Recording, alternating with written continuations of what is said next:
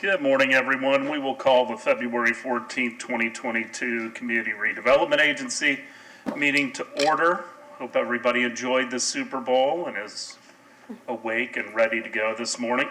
Mr. Kohler is going to be sitting in for Mr. Margolis for the CRA and the work session. I would ask if there are any amendments to the minutes of the December 13th, 2021 meeting. No amendments. Move approval of the minutes as submitted.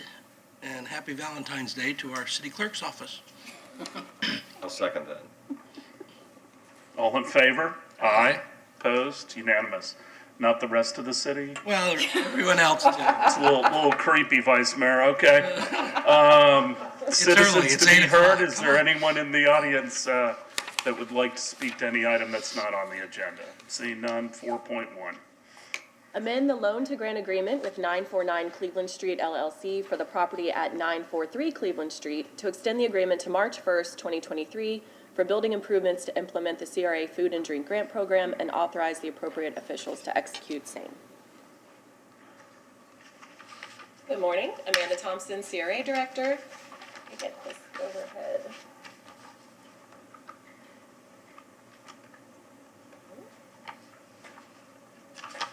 So the next three items are dealing with three different units, but the same property. This is Cleveland Street here. This is the Nolan Apartments. And there's 3 food and drink grants to build out the space on this corner and these spaces here with food and drink uses. This is a surface parking lot that the CRA acquired through exchange a couple years ago.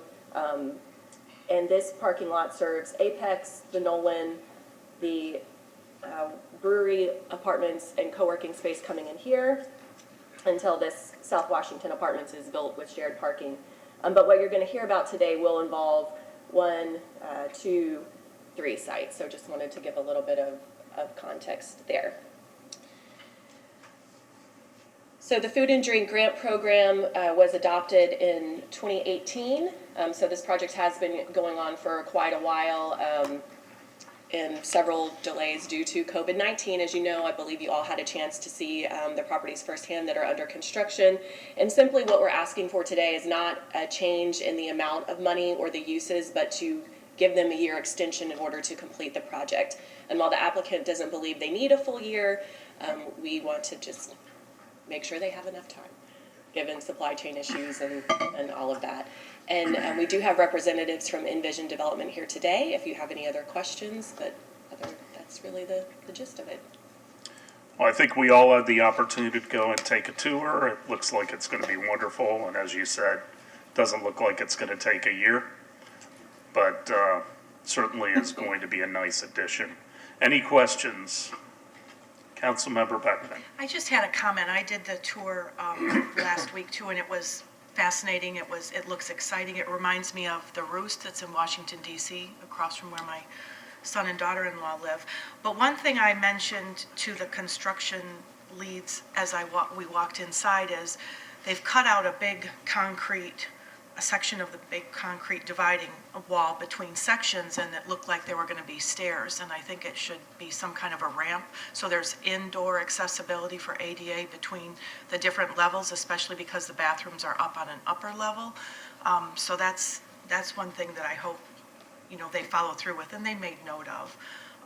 But it just struck me that that industrial look inside is going to be great, but some kind of ramp is needed for people for accessibility. And then they had said they're hope that it would open in like June or July, which would be exciting. Is there any way we can expedite permitting and inspections as they move along and move these guys to the top in some way? They've received their permit, and then I don't know that I can answer the rest of that. When the planning director arrives, she would be able to answer that. Okay. That's all I had. Any other questions? Have a motion? Motion to approve agenda item 4.1. Second? All in favor? Aye. Y'all in? Pretty quiet eyes. Okay, 4.2. Amend the loan to grant agreement with 949 Cleveland Street LLC for the property at 1011 Cleveland Street to extend the agreement to March 1st, 2023 for building improvements to implement the CRA Food and Drink Grant Program and authorize appropriate officials to execute same. So this is the second space. It has a more extended outdoor lounge area, and it's just to give them until March of next year. Questions? Motion? Motion to approve agenda item 4.2. Second? All in favor? Aye. Opposed? Unanimous. 4.3. And the last in this series, amend a loan to grant agreement with 949 Cleveland Street LLC for the properties at 1017, 1023, and 1029 Cleveland Street to extend the agreement to March 1st, 2023 for building improvements to implement the CRA Food and Drink Grant Program and authorize the appropriate officials to execute same, again extending by 1 year for the build-out. Any questions for staff? Anyone from the public? I should be asking that. Seeing none, do I have a motion? Move to approve item 4.3. Second? All in favor? Aye. Opposed? Unanimous. 4.4. Approve the second amendment to agreement for development and purchase and sale of property between the Community Redevelopment Agency, the City of Clearwater, and Blue Pierce LLC, and authorize the appropriate officials to execute same. This is the former Fire Station 45 site that's being redeveloped into 81 units of mixed income affordable housing, so between 30% and 80% AMI. The applicant, if you remember, came back a couple months ago. They've had about $5 million in increased construction costs due to the pandemic. The city provided about half of that amount through their federal relief housing funds, and then they received their county approval for additional penny money, $2 million last week. So now that they have secured that additional financing, they are seeking to extend the grant agreement. We require them to get building permits prior to closing to make sure the property can be actually constructed. So they have not been able to do that yet. They paused that process. They got their zoning approval, but they did not move forward with getting the building permits until they had secured additional funds. So we are looking to extend closing to December 1st of this year and all the other subsequent dates for construction. I've disclosed this previously. Stewart Partners, my company, has a relationship with Raymond James. The city attorney does not believe that there is a conflict, nor can I recuse myself, but I did want to at least point out the relationship. Any questions on item 4.4? Councilmember Beckman. Yeah. So I wanted just a better understanding of why that amended timeline is so far out. I mean, is it about permitting, and are there ways we can speed it up? You know? I'm very sorry, but I do not have the answers about permitting for you. Okay. What I do know is that we are short-staffed in the planning department, development review department at this moment. And we have extraordinarily high demand, which is great that we have that demand. But it takes, again, this is more time than it probably needs, but I really want to stop bringing this project back again and again. So we're being pretty generous in that extension. Okay.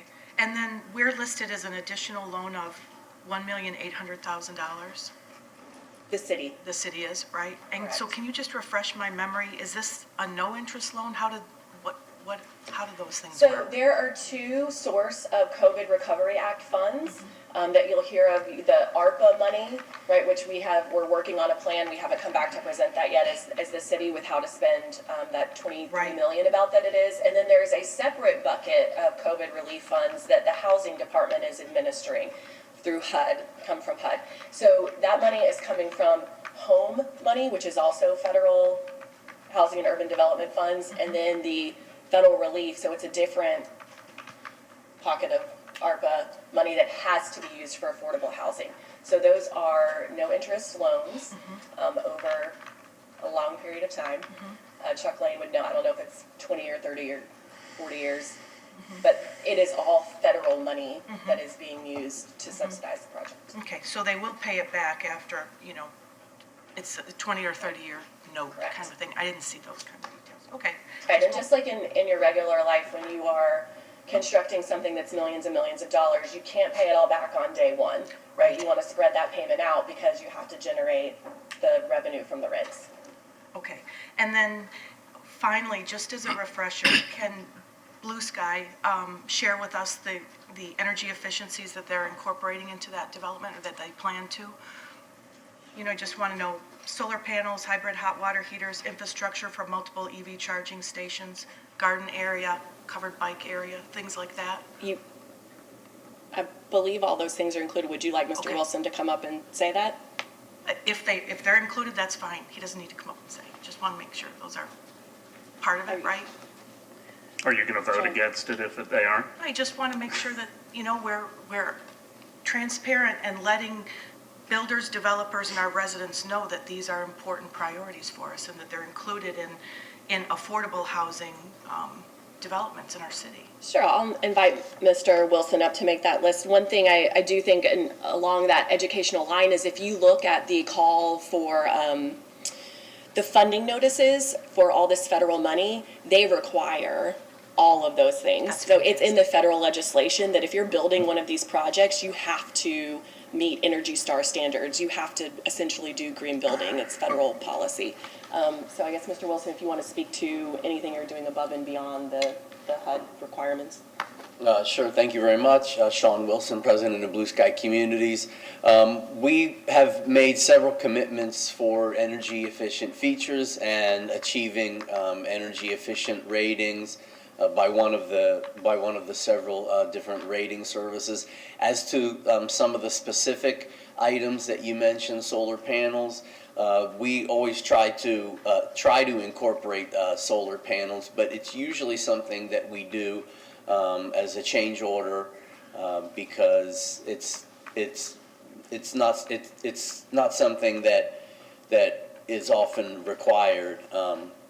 So as to that specific item or any other specific item, I mean, I didn't come prepared today to go over them, but we do care a lot about energy efficiency, and we will incorporate many of the items that you mentioned and many others, and I'd be glad to go over that with you at some point in detail. Okay. Thank you. Thanks. Other questions? I think we also need to be careful about talking about expediting certain projects through our planning department versus others. All you're doing is pushing somebody else out of the queue if we're doing that. So I think we need to be a little bit cautious about that language. Any other questions? Do I have a motion? Move approval of agenda item 4.4. Second. All in favor? Aye. Opposed? Unanimous. 4.5. Approve the purchase contract for the City of Clearwater Community Redevelopment Agency to purchase real property located at 1351 Cleveland Street, parcel number 15-29-15-64890-003-0050, with a purchase price of $445,000 and total expenditures not to exceed $10,000, including closing-related costs and preparation of the site, and authorize the appropriate officials to execute same, together with all other instruments required to effect closing. Any questions? Councilmember Beckman. Yeah, I just wanted to know, what are you envisioning for these 4 plats of land? Like, what are you thinking could go there? I think with downtown zoning, we have a lot of flexibility. Right now, I envision as this a commercial redevelopment project, right? So not a park, not a large art sculpture. This is going to be a place for businesses, potentially housing, if mixed use can work there. Certainly by having the larger site, having this all combined, it gives us more options. I did meet with a gentleman about 6 weeks ago now who is looking to build a distillery and restaurant from the ground up. He used to own the Idadix building, and I'm sorry, his name has left my brain at the moment. Steve. Yes. So we looked at this site and it was a little bit too small when you were considering the parking that you needed, right, for just this. So I think by expanding it, we're going to have some more options like that for building from the ground up. Well, this certainly has been a difficult property as far as calls for the chief over the years. So it would be nice, very much like the Econo Inn and Royal Palm that we purchased, to rid ourselves of this nuisance, in my opinion. Yes. So definitely going to support it. Anyone want to speak to item 4.5? Have a motion? Move to approve agenda item 4.5. Second? All in favor? Aye. Opposed? Unanimous. 4.6.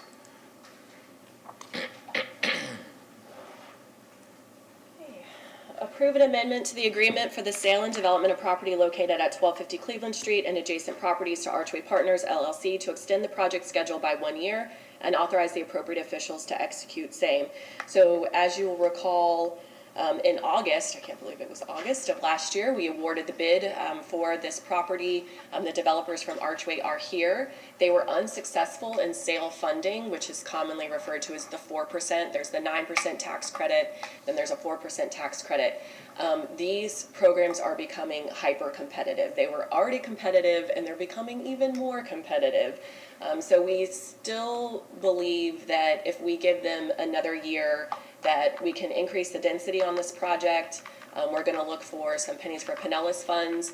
We might come back and ask for a little more city or CRA money to be thrown in to make it more competitive, but we need to go through the pro forma. We haven't done that yet, a new one. But what we're looking for today is just to extend this agreement by 1 year so that we can look at those additional funding options. Questions? Councilmember Beckman. Okay, so I have a couple things about this one. First of all, I love, this development and the area and, and how Archway had it presented to us last year. So I have a couple questions about supporting this from the expansion of 81 units to 100 is great to have more of those housing units. I wondered if we do that, what the impact might be. Where are those additional units going to go? Are they going, because the Clearwater Community Gardens group is, watching this closely and they want to make sure that their garden remains. So is it going to encroach on that is one question. But the more important question is, or statement is, they've stated that they're hoping to get this sale money. So the state apartment incentive loan program, which you said provides low interest loans on a competitive, and you've said hyper-competitive basis to affordable housing developers each year. And this money often serves to bridge the gap between the development's primary financing and the total cost of the development. Well, in the Affordable and Workforce Housing Conference I attended this weekend, Ben Diamond was there on Saturday and informed us that the House has zeroed out all money for sale funding right now. And so it's incredibly distressing, and I would say, we need to be aware of this and we need to make noise with our state representatives to say fund this. Otherwise, it comes on our back here in the city. And this is not right. And, I think we need to make calls and get our legislators to fund affordable housing incentives in this state. We're at a crisis, especially this region.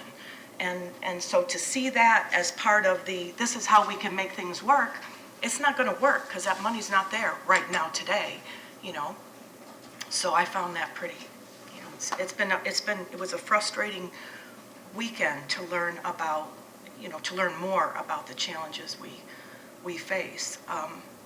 So anyway, I'm certainly, approve the extension, but can somebody speak to that expansion and what that might look like? Sure. Brett Green with Archway. Thanks for your time, Brett Green, Archway Partners. Councilmember Beckman, we echo your concerns first as it relates to the funding levels with the legislature. One potentially positive component is that instead of putting money towards sale, the House, I believe, shifted a lot of the money towards the SHIP program, which does in fact go to local governments specifically for affordable housing. So albeit not what we're looking for this particular project, they are not potentially taking away all of the funds for affordable housing. And I think it does have a long way to go. The governor recommended a substantial commitment for the sale program as well as the Senate. So, but we're committed to making the development happen regardless of if we are able to obtain the sale funds. There's a wide variety of programs that are out there, some that are still being put together by Florida Housing Finance Corporation. As Amanda knows, the 4% tax credit program, when you put that together with the tax exempt bonds and debt that will go on the property, there's a gap that exists. And what our job is to do is to fill that gap, right? Whether it's sale funding, ship funding, penny funding, or funding from the city of Clearwater, we're gonna explore every avenue to, number one, ensure that we get the project built, but how that puzzle works together, we're gonna work collectively with Amanda and your staff to piece that together. We don't have that answer right this very moment. What we're hoping to get approved today is the extension so that we can, expend the resources and time to upzone it from the 81 to 100 units. That gives us significantly more, economies of scale, so it's a better operating project. The construction, becomes much more efficient when you have higher density. And this was kind of always the plan. When we got the development awarded to us back in August, there just wasn't enough time from when we, received the final award and the contract to when the applications were due last year.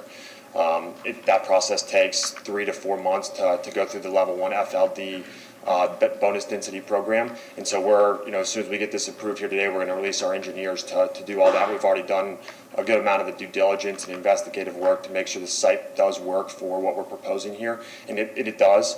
And we just got to start the process to go through the hurdles to get the additional density. Are you planning on going up? Yes, and that's what I was going to get to now. So we'll just, in the site plan that we provided already contemplated 100 units. So, what was already seen there, and it was outlined in the proposal, but what you all have already seen there, does show for 100 units. Great. Other questions? Thank you. Thanks. Anyone to speak to item 4.6? Have a motion? Motion to approve agenda item 4.6. Second. All in favor? Aye. Opposed? Unanimous. 4.7.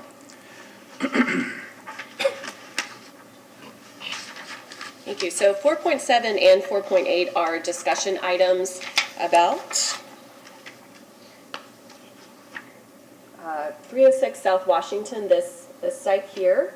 And I've invited today Peter Leach with Southport, our developer, and Jacqueline Rivera with the Clearwater Housing Authority. So I'm just going to open up a little bit about where we are and then ask Ms. Rivera to come up and share a little bit about how she has entered into this project. I was hoping that we would be voting today on 2 items, but as you know, when you have 5 parties involved, things can take a little more time to get everybody comfortable, but we will be ready in March. But we wanted to make sure that you had plenty of time to review the final draft interlocal and development agreement. And we are in constant conversation with county's economic development and housing staff, with their assistant county attorneys, as we're moving these 2 documents along. So the structure of the deal that we'll be looking at, the project will be the same, 171 apartment units with a 1.5-story parking garage with 40 public parking spaces. The idea being that this parking will now come into this site, and then this will be available for redevelopment in 9 years from now, which will be here before we know it.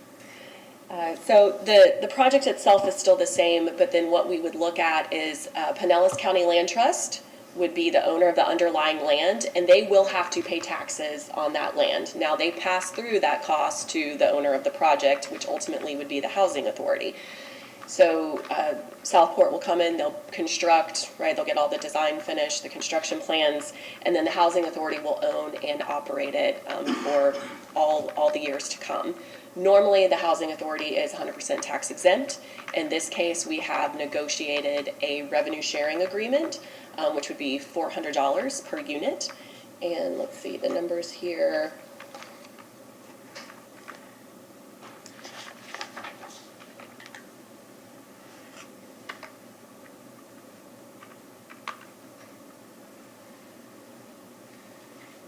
Hold on, I'm not finding my total. I'll come back to you on that. But normally, and what Southport's estimated is that they would have to pay $1,200 per unit, because under state law, if you're capped at 60% AMI, you basically get half off on your property taxes. So that would have been a little over $205,000 annually. Well, because they're providing workforce housing, which we direly need, anytime you get to 80% and up, you have to pay the full tax bill, which is $2,388 per unit, or $408,000. A little over annually. So with that full tax payment, this project is not financially sustainable over the long term. So we started looking for alternatives to bring it to life. So with that, I'm going to find my full number of the payment, and I'll invite up Jacqueline to tell you a little bit more about the Housing Authority and why they're interested in being a partner in this.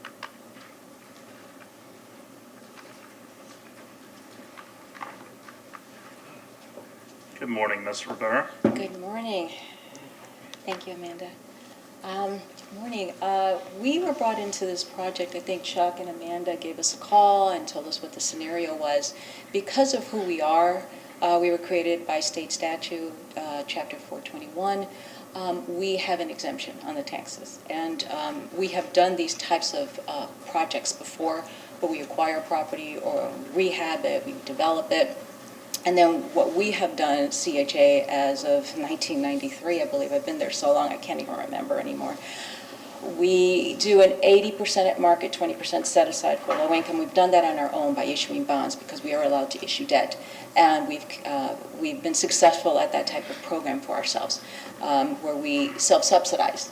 And so this particular project fits into that for us, except the whole thing is workforce housing. Usually we just do a percentage and we spread it around the city, so we're not creating an island. However, this is workforce housing. It's kind of right up our alley. We would have to issue the bonds, the debt, in order to make this happen. Because as far along as this project has gone, we'd like to, in the interest of time, is to keep the developer as a construction manager, basically, to see through, oversee the development. We would hire the contractors ourselves, and we would hire Southport. For us, it's kind of a no-brainer. It's workforce housing. It's what we do. We manage our properties through an instrumentality called the Clearwater Housing Development Corporation. We've been doing this. I've been at it over 25 years at Clearwater. We've been successful. Our investors are always happy with us, thank goodness. We make our debt service coverage ratio. They get the return on their money. And so we've been able to do that. So right now we're in talks and we're working on development agreement and documents with our legal counsel back and forth. My board has discussed it as well. We are still in that process with everything that's going on. And so basically we're here to try it and see if we can make it work. Do you have the full support of your board on this?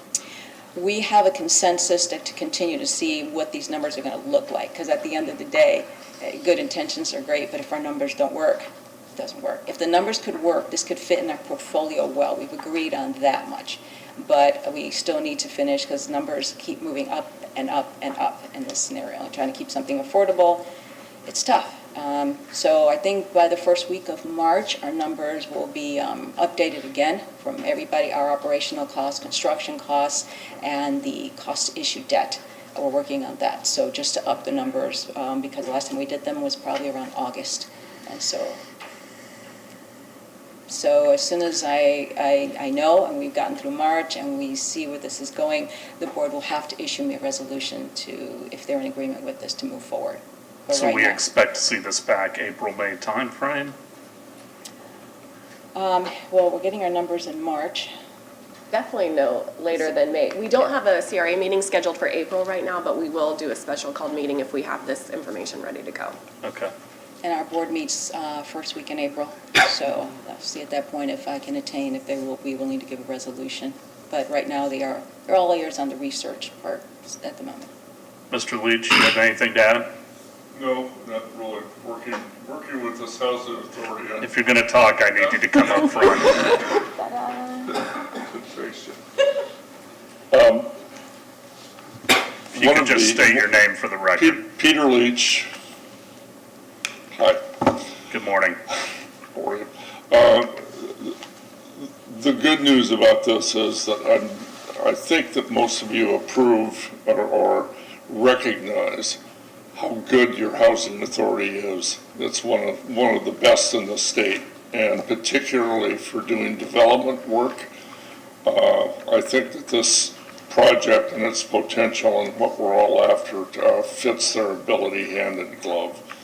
I do think that with Amanda's help and with Jackie's help that we're fairly far along in I think Jackie and I have our agreements done and settled and going to be presenting to your board shortly, and I think that Amanda's managed to get some favorable response from the county on their part of it, and invited us to submit a new application that Jackie and I are working on now.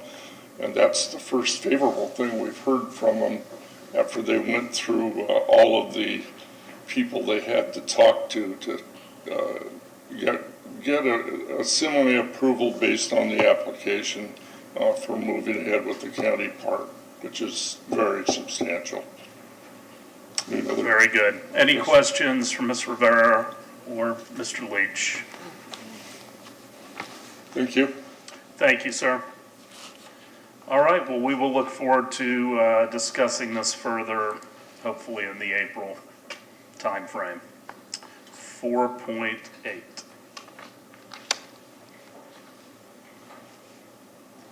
Again, this is just the second part of it, which would be the interlocal, and I've outlined there in the staff report bullet points about just the main tenets of it.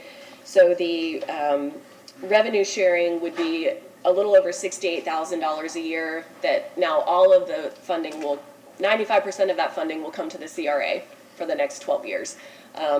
But after that period of time, it will be split between the city and the county. I think what's important to note is that any revenues this project generates above and beyond all the costs that it has to cover, it's going to the housing authority, and it has to be spent within the mission of the housing authority. So this isn't a random nonprofit, right? It's not a for-profit. And you all appoint, I believe, the housing authority board. Is that correct? I do, Yes, the mayor does. with final approval from the council, but it's ultimately, that's one of the only things I get to choose on my own. So there is a close relationship, and I think that's the point that I'm trying to get across, is that also it's a different entity, but it is aligned with our goals, and the city maintains a hand in what happens with that funding. That is really the main thing, beyond the 40 spaces for public parking, and that we still intend to sell to the Pinellas County Land Trust in order to receive that penny funding. Any questions on 4.8? Do you have a director's report? Appreciate your summary of all that's going on in the CRA that you send us periodically. I do have some just short. I know we're very efficient. I did Matt Jackson, if you want to, right there you are. We have a new assistant director, Matt Jackson. You don't have to come up, Matt. Just want to.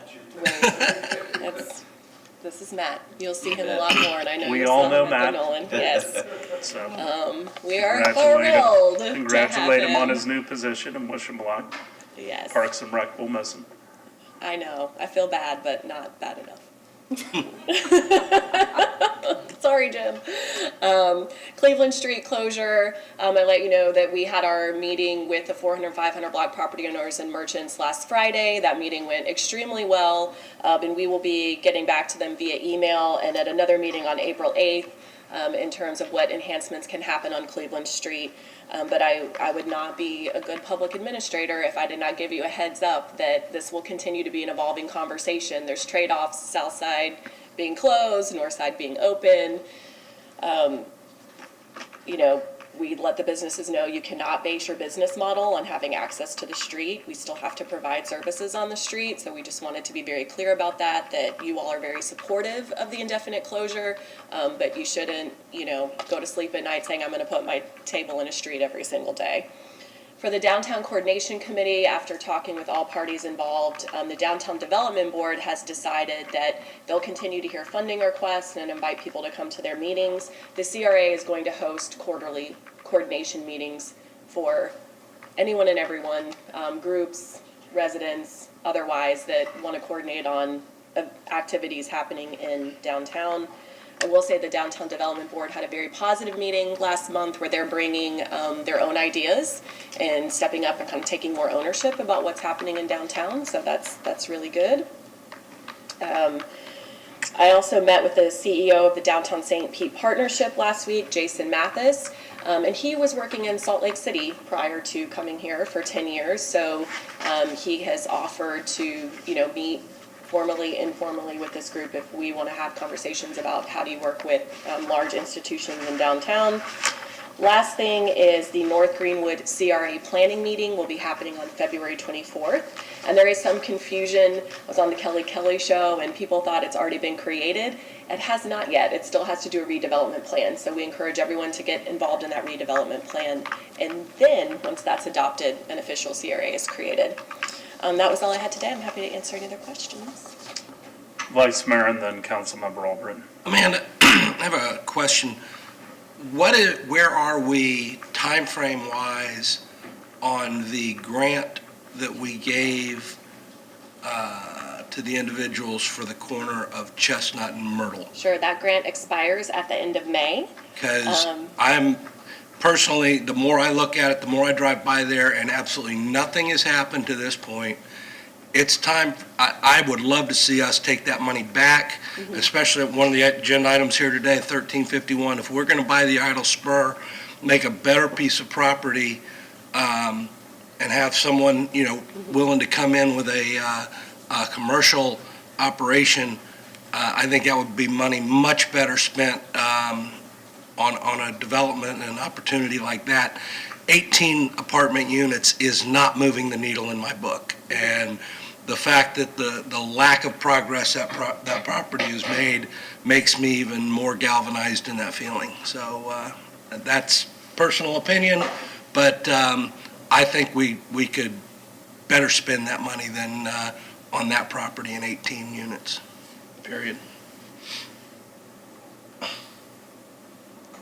No comment? Well, I've heard from you all that sentiment.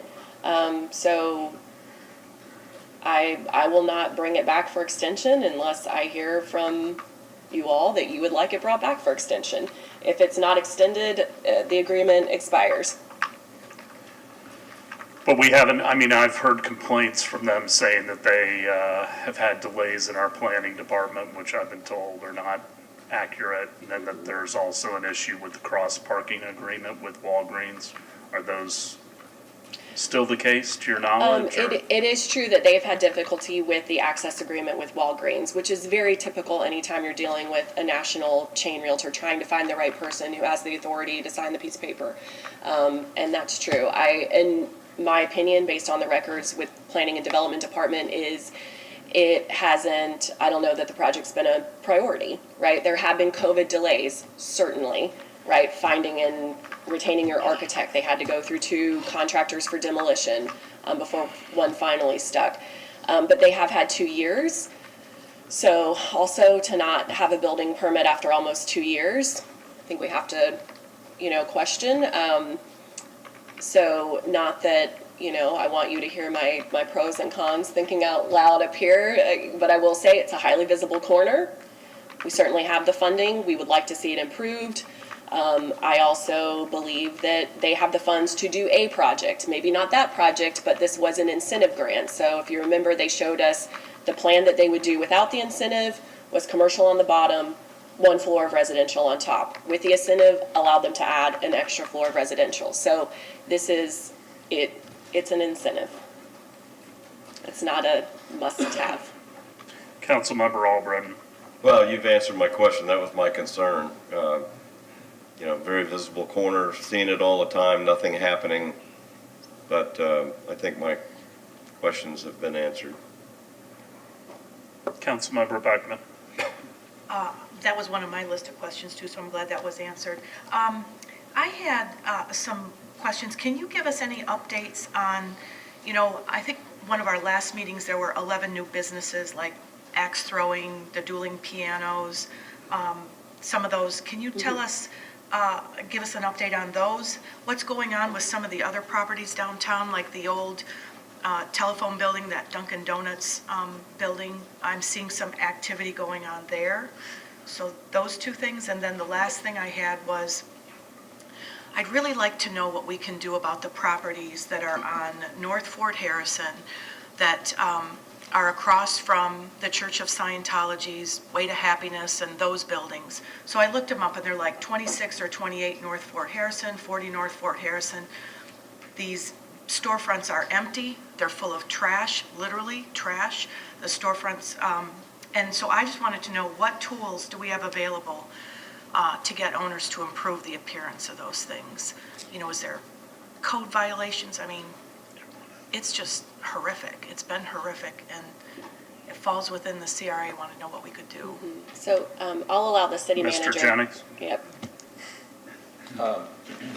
In terms of those particular properties, that is something that we have been talking about internally, the properties that you had just mentioned, that they are in some form or fashion, they're owned by a local person, and there is interest by other parties to purchase those, so it is something that kind of we're working, but in terms of the cleanup, that is definitely something that we've been focusing on. We'll be announcing in the next couple of days kind of the work that's going to commence in the telephone building and some of the other buildings in the 500 block, 400 and 500 block. So there is an effort to begin to redevelop those properties. Councilmember Bunker? As for the Myrtle and Court property, I was opposed to that from the very beginning because it didn't economically make sense for $500,000 for that small number of apartments. But 2 years ago, the big sticking point also was we can't get Walgreens to approve sharing the parking lot. And 2 years later, we're no closer. So I sure hope we're able to, pull that money back. You mentioned the meeting with the 400 and 500 block Cleveland folks. And in that meeting, you talked about the short-term rental problem, or the fact that they're only giving 30-day lease at a lot of these businesses, which is insane. I also heard that somebody recently got a 15-day notice of eviction. It's our understanding that Lucky Anchor, the real estate offices used by Ray Casano's team, were given 30 days, but they were given notice. Any reason for that? It's part of the redevelopment effort that I just mentioned, that there is movement to redevelop multiple buildings in the 400 and 500 block, which we'll talk further about in the next couple of days. Okay. Thank you. Other questions? Councilmember Beckman? Any update on those businesses, like the? I don't, several of them have opened and they're operating. And we can send a full list. I don't have it all in front of me, but there isn't any additional information beyond that. I mean, I could just say that I've spoken with the owners of the dual pianos, and we're trying to help them through the process. There's need for additional information from them in order to get them to the point of being able to open and have a C of O, so. Okay. And then I also would, wonder is there a way we can keep Station Square Park open from like 9 in the morning till 9 at night or 9 to 11 and allow more activity and people to sit out there and have lunch next to the fountain and just keep that open? I think that would do something too. Yeah, that is actually something that we have been talking a great deal about, is reopening a lot of the things that were closed during COVID. There are a lot of different elements in terms of bringing more events back and opening that and many other things. So we're putting together a real plan to kind of the next phase, if you will, of reopening and kind of getting out of what we've been through. So I think there was a lot of activity when it was open over the holidays, during the day, the weekdays. People were out there, and it wasn't a big congregation of homeless taking over. It was. I think it sends a really good message when that park is unlocked and open for people who work downtown to use, as well as tourists who come to our downtown to come to see Clyde Butcher, and then they want to walk down Cleveland Street, have something to eat, and maybe sit outside at that beautiful park, and it's all gated up. Right, we agree. We're in the process of sourcing and ordering furniture. Because most of the furniture that was in there was then pulled on to Cleveland Street to help the restaurants, and it's become broken and those things over time. And we're also, Erica, my staff, is working on the landscaping contract too. So things that Parks and Recreation used to handle, and then we've been through pandemic and staffing shortages. So we're stepping up and filling in the gap over that time, but we're going through the procurement process to get all that taken care of. Great news, thank you. Anything else? All right, we will adjourn the CRA, and we're going to take a 15-minute break until we can come back and start pension trustees.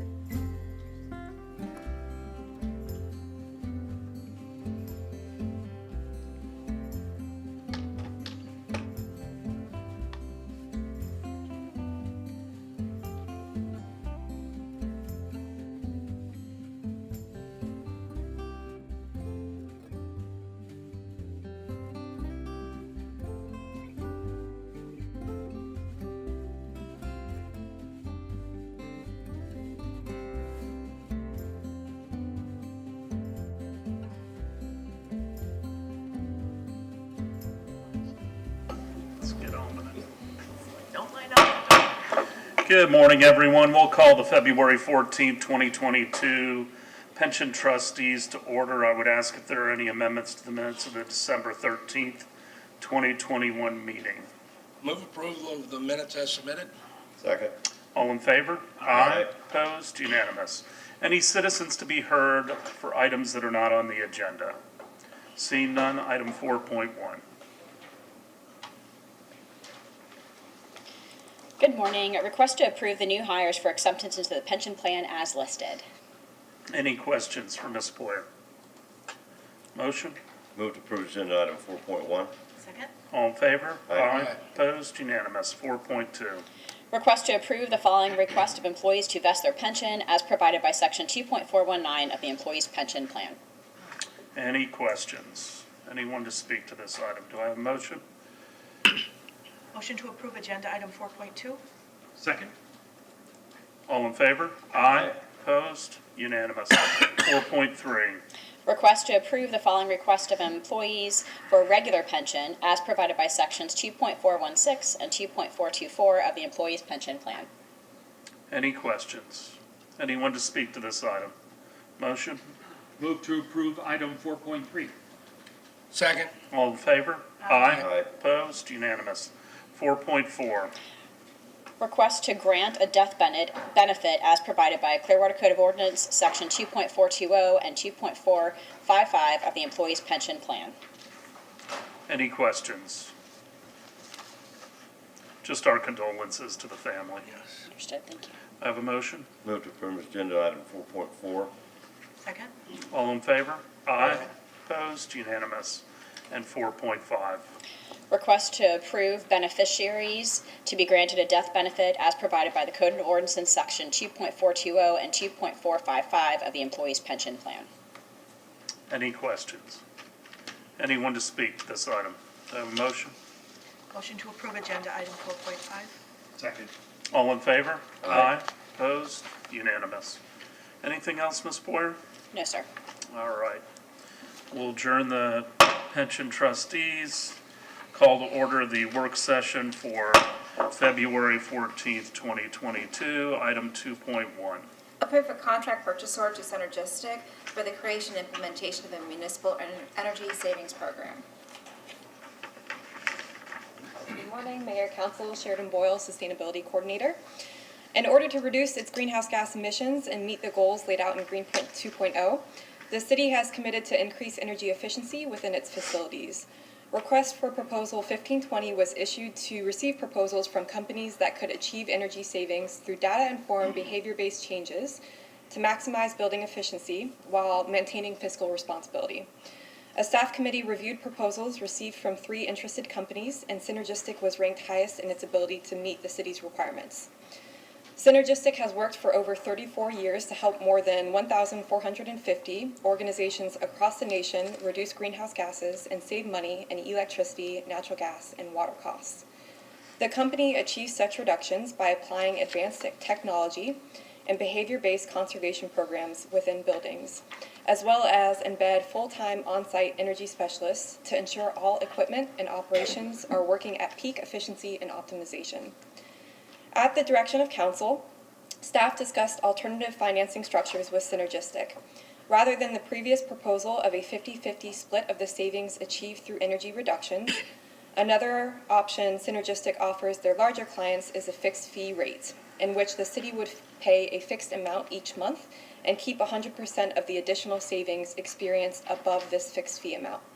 Staff is recommending council approve an agreement with Synergistic, which includes this fixed fee structure. I'm happy to answer any questions, and we also have Steve Jones from Synergistic here to assist as well. Thank you. Thank you, Ms. Boyle. I'm glad we continued this because I think this is a better pricing structure. It's going to save us, if they meet all of the assumed savings, another $1.1 million. And I know I watched one of the forums, and some of the candidates were misinformed that we weren't going to follow through. This was just to continue to get more information, but I will support it under these conditions because I think we save even more money. So, questions? Councilmember Beckman?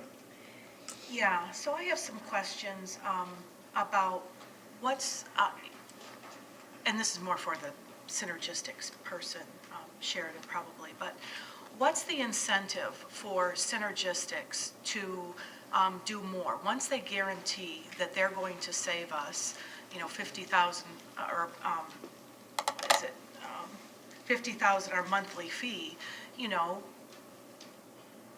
what's the incentive to go above and beyond? We get that savings. So if you could talk a little bit about that, and then a little bit about what is the difference between the two different, the 50-50 split versus this one? So to your first question, what is our incentive to achieve above what the fees are? Right, because you don't share in any more of the profits. That is absolutely correct. I will say it this way, the company's been around for 35 years. We pride ourselves on what we do, and this is just very, very honest. The better you do, the better we look. Right. And that's the mission behind what we do, is to be as effective and efficient with all of our partners and not just meeting the bare minimum of what we say we do. This company achieves a higher standard, and that's the standard that we base what we do on. Do you see any stumbling blocks for the city then to, fully implement, or, I would think maybe it would incentivize our employees to do even more, because we would realize all of those savings, Right. and we wouldn't be sharing them. So is there going to be some kind of an effort to educate people that way? Like, hey, the more we do, the more we get all these savings? Yes, we'll do multiple presentations to not only to the council, to the public, but to the staff. And yes, we're looking to grow a culture within the organization that wants to achieve a higher standard. We want the city of Clearwater, as we do all of our partners, to be the best in class in their fields. Mm-hmm. And then I saw that there was we're not including the gas company as their operations, but we are including the gas department building, correct? As well as water. So we're, in our own facilities, we'll be looking at electricity, natural gas, and water, and whatever we can do to conserve in those areas. Right. We do not touch things that are essential services. Street lights, traffic lights, your water plants, those are things that we cannot have an effect on because we don't want to degrade the service. Mm-hmm. So those will be segregated from the program. Mm-hmm. I had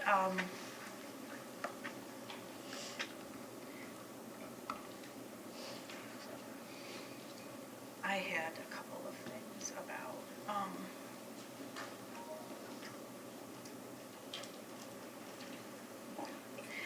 okay, so if our average monthly fee is $50,411 by 62 months is $3,437,000. Then we add the annual purchase agreement of another $84,500. So our total, as you've gotten this document, is $3,521,842.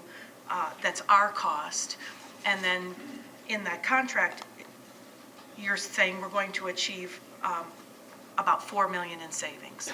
So we're going to save more than we pay, right? Yes, ma'am. Okay, but if we have a 50-50 split and we save if we're going to save $4 million, then we only pay $2 million for that, right? The business model that, and I apologize, Steve Jones, the business model that we approached the city of Clearwater with at first was a 50-50 split. We still are projecting the exact same total of savings in the aggregate for the city of Clearwater. Mm-hmm. As the mayor pointed out when we talked earlier, that the risk and the reward are synonymous with each other. This guaranteed fixed fee for you just allows you to obtain more of the savings as the program progresses, as opposed to a 50% split where we would get half of the savings or we would get exactly what you got. And to be clear, Councilmember Beckman, the expected total savings is $8 million. So the 50-50 would be $4 million roughly to split. But the fixed rate, it looks like around $5 million that the city would keep. Okay. Which is about, I think, 38-62 plus or minus is the ratio here on the savings. Yeah. The 62, is that what we came up with? 62 for the city, 38 for the city just. And if we have an understanding that we spend about $7 million a year on energy, what percentage of that is electricity?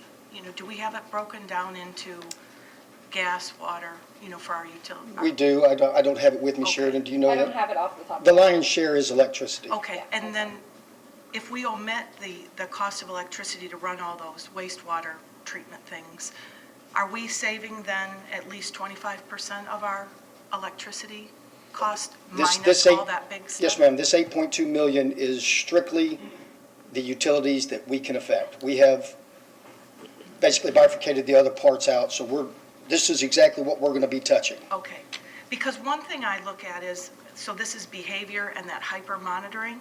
We still have means to reduce those costs with solar and with energy efficiencies that we haven't fully utilized, right? So Yes. there's still lots more savings to be had. Yes, absolutely. And what Synergistic will do is anytime the city invests in something like energy efficiency or solar, they'll adjust the baseline for that building so that we can actually see what savings are coming from their work. From that, okay, great. Councilmember Bunker. I'd hope by continuing this, we would have an input from our new energy manager, but any progress in hiring? Yes, had a call with our candidate on Friday, and she is going to be letting us know here shortly Good. whether she'll be accepting the position. Well, I'm very hopeful on that, and I don't want to delay this anymore, so I'm all in. Thank you. Consent? Yes.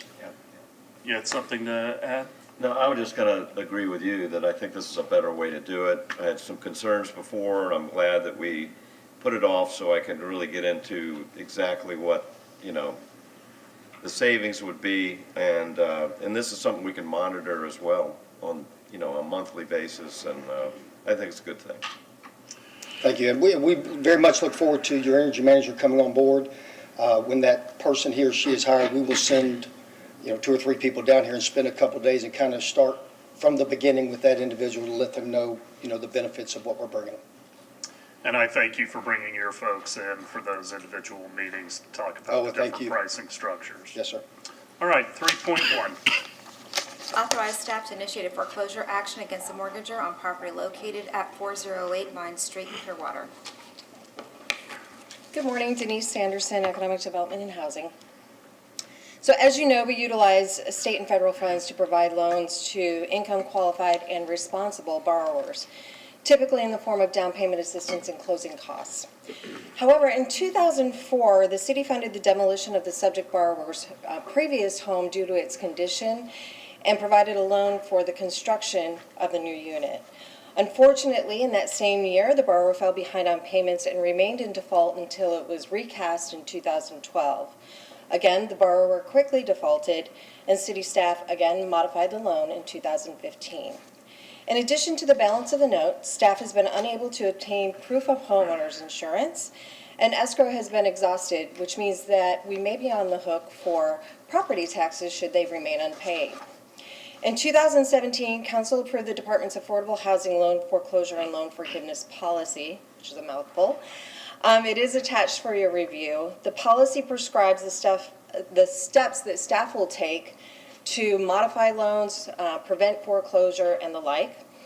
We provided an overview in the staff agenda of what I believe are extraordinary efforts to collect on this note, and believe at this time we really must move forward with foreclosure action. Happy to take any questions. Any questions? Vice Mayor.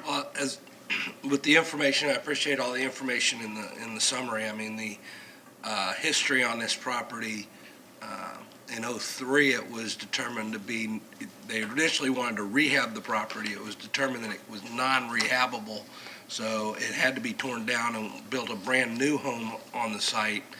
And basically, it seems almost as soon as it was built, they still stopped, were delinquent in payments. I mean, I think the city, I think you should be commended for the patience you've shown and we've shown on this property. I hate to do foreclosure on anybody, but given the history that you provided to us, I see us having no other choice. Councilmember Beckman. So I agree with Councilmember Hamilton. I think the city's gone above and beyond. So my question is, so it has $170,000 due in past due taxes. And I'm thinking the home is probably worth in today's market a lot more than $170,000 if it's a 4-bedroom, 3-bath. Yeah, the balance on the note, I believe, is $117,000. Okay. $107,000. So what are we going to do with this home? There are several things that can occur once we initiate foreclosure. The borrower certainly can sell the home. She is able to do so in that action and repay that obligation. And to your point, I suspect that she would be able to sell the home for far more than what is currently owed on the home. So that's what will happen. Quite likely. Okay. Thanks. Other questions, Councilmember Bunker? Yeah, when I ran for office, I hadn't considered evictions as part of the job. And this is a tough one. Especially since a few weeks ago, I was looking at rental prices, and I was stunned at how high they've skyrocketed in the last few years. But we have given this person so many chances, and it's been in default almost from the beginning. So I agree we need to move forward with this. I'll simply add, we brought the policy, the loan foreclosure policy, forward to council. Within our regulations, that policy is really a departmental policy in how we operate and try to address loan defaults. But we did bring that policy forward in part because of this particular borrower. She's shown no regard for responsible homeownership. So we were prepared to bring this forward right around the time of the start of the pandemic and opted not to do so for the reasons you just described. Councilmember Albritton. Well, this is a tough one whenever you foreclose on something, but, you know, I think something needed to be done a while back. I was on the code enforcement board years ago, and we just didn't have teeth. I mean, then this puts teeth in it, and I think we've worked. The object is to work as much as you can with it, and then this gives us the opportunity to terminate and then start over, so. For the record, I don't wish anybody to think that this is going to be a typical occurrence for us. We currently have 22 of nearly 400 loans in default that are, delinquent. And of those 22, 3 are probate due to a death of a borrower. Total balance on those delinquent accounts for unpaid debt is just $100,000. This particular borrower represents 53% of that amount. So I don't anticipate that we'll bring these forward on a continuing basis. Mr. Jennings? Thank you, Mayor. Just a quick question is, in terms of our policy, do we have an opportunity to recoup any expenses prior to the sale of the property for the effort, the time and effort that staff has put into this? It is not within our policy to do so. We could look at modifying that policy if that's the desire of city managers or councils. Mr. Fuina, do you want to add to that? To Mr. Jennings' point, the note in the mortgage will allow us to recoup certain things, taxes, escrow amounts that we've paid out, attorney's fees. So my time that will be spent on the lawsuit. In terms of actual time like that, probably not, but I'll certainly look into it in terms of the mortgage. Any further questions? Consent? Yeah. Item 4.1. Approve the request from the owner of property address 2772 Westchester Drive North, Clearwater, to vacate a portion of the 5-foot wide platted drainage and utility easement. Morning, Mayor and Council. Suzanne Kramer, Real Estate Services Coordinator. The purpose of this vacation is to provide space for an AC equipment pad, a garage door stoop, a water filtration system, and tankless water heater. The homeowner is building an addition, and he needs room to place those items. There are no city utilities in the easement, and city staff does not object. Any questions for Ms. Kramer? We'll hear this on Thursday. 4.2. Approve the supplemental work order 1 to Atkins North America of Tampa, Florida for Lower Spring Branch stormwater improvements. Good morning, Roger Johnson, Engineering Manager. The Lower Spring Branch Improvement Project is a partnership with the Southwest Florida Water Management District and Pinellas County to increase hydraulic conveyance and efficiency of the Lower Spring Branch. Phase 1 of the project is complete. The bridge at Sunset Point was completed by Pinellas County last year. Phase 2 is what we're working on now. We're at 90% design on that. At that stage, we typically send all of our design drawings to all permitting agencies. At that time, the Army Corps did desktop review and indicated that a cultural resource assessment study is required for this project due to the age of the structures. So this work order to Atkins will allow that process to happen. To be completely candid with you, this is a new process that I haven't gone through myself, so I do have Atkins here to answer any questions that you may have that I cannot answer. Any questions for Mr. Johnson? Councilmember Beckman. Just a quick one. It says the project will provide flood relief for approximately 11 homes adjacent to the creek, removing them from the 100-year floodplain. What are the effects of that on the homeowner? They have lower rates or what? They won't be required to carry flood insurance. Okay. Other questions? Consent? Yeah. 4.3. Approve a purchase order to Duke Energy for lighting within Imagine Clearwater. Good morning, Tim Kurtz, Construction Manager for the Engineering Department. Basically, as the item describes, this is for the lighting of the park and the adjacent streets. It was part of our original GMP estimates, and it came in exactly per our estimates. So any questions, I'll be glad to answer. Any questions for Mr. Kurtz? Councilmember Beckman. I'm assuming that that lighting that's put in there is the most efficient lighting? Yes, it'll be LED lights. Okay, and then we pay the bill for the lighting? Yes, we do. Okay. Thanks. How's everything else going?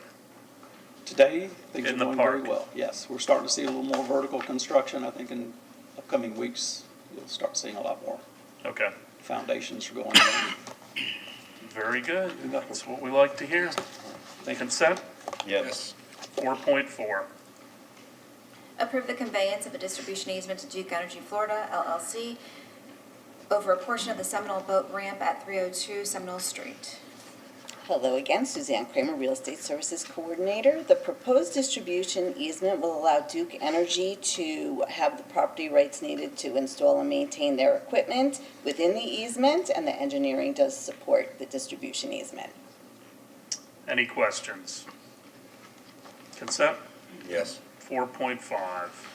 Approve a proposal to construction manager at Risk Biltmore Construction Company, Inc. of Bel Air, Florida, for the 400 and 500 blocks of the Cleveland Street closure. Good morning. My name is Omar Atala. I'm the Traffic Engineering Manager. I'm requesting to approve a proposal to construction manager at Risk Biltmore Construction for 400 and 500 blocks of Cleveland Street closure. Provide and install removable traffic control devices to protect the commercial seating area while still providing access when necessary in the amount of $105,485.43. The scope of work for this proposal includes installation of 24 stainless steel removable bollards and 24 flexible delineator posts and 13 square planters at entrances and exits location. I want to thank Mr. Jennings for getting on this. This has been bogged down for far too long, so. Well, I'd like to thank the engineering department very much for moving forward so quickly, so thank you. Thank you. Questions? Councilmember Beckman? There wasn't any kind of rendering of them? What do they look like? Do you have any kind of photos or? I think I have something here. They're stainless steel bollards. They're are just a silver poles. bowl, or, and planters, right? Some kind of planters that are movable? And when do you expect to have them completed and installed? 4 to 6 weeks 4 to 6 weeks? to be shipped, yeah. So basically, that's the arrangement that I'm looking at, and the planters, which are this type, concrete type. Are the planters the yellow ones or the planters behind those? The yellow ones are where they will be physically located, the planters, while the bollards are on the pedestrian, just at the edge of that pedestrian crosswalk. They block the crosswalk. Yes, sir. Okay. How tall are they, like 5 feet, 4 feet? 3 point something feet. Are they brushed stainless, you know, they're metal, they're, They are stainless steel. I did request that we put the plastic delineators to enhance the visibility for for the people who are, you know, so that they cannot be blended. You still have to have a visual effect. okay. So you do not want to have different colors. They have to be acceptable. So they're like a brushed stainless Yes. steel? And they're all uniform, and they're about 3.5 feet tall? Yes, ma'am. So nothing decorative on them, like dolphins or anything it's just, They are in the middle of the street. I do not recommend putting things like that. They should act as a traffic device. okay. Yes, sir. Councilmember Albritton. So in the fire lane, those are removable? Yes, sir. They are all removable. They have locks or something on them, so, Yes, sir. yeah. More like what we have on the bridges going to the beach, on the pedestrian bridge there. Correct. Okay. So for fire apparatus, though, the planters aren't movable. Yes. So the fire apparatus would come on the north side of Cleveland? Southern side. All right. The southern Okay. part. Okay, I'm looking, I got it. The Yeah. Capitol Theater is on Yes. the right. All right. That will act like that, and it will act also access to restaurant owners for drop-off, pick-up, whatever, through special permits. Okay, other questions? Consent? Yep. 4.6.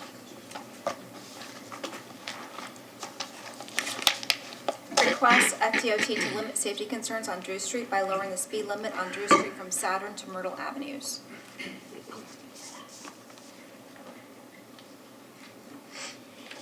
Okay, requesting approval for Resolution 222-07, resolution requesting Fdot lowering speed limit for vehicular traffic to 35 miles per hour on portions of Drew Street.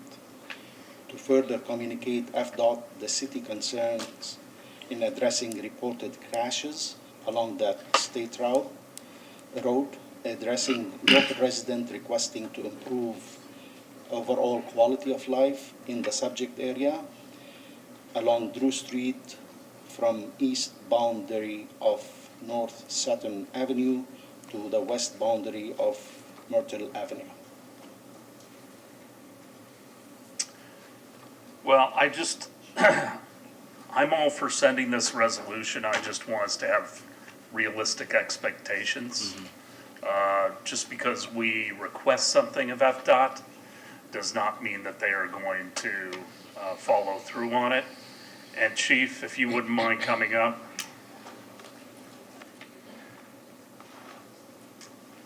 We have 40-mile-per-hour speed limits on Drew right now. Do people adhere to that? Some people do.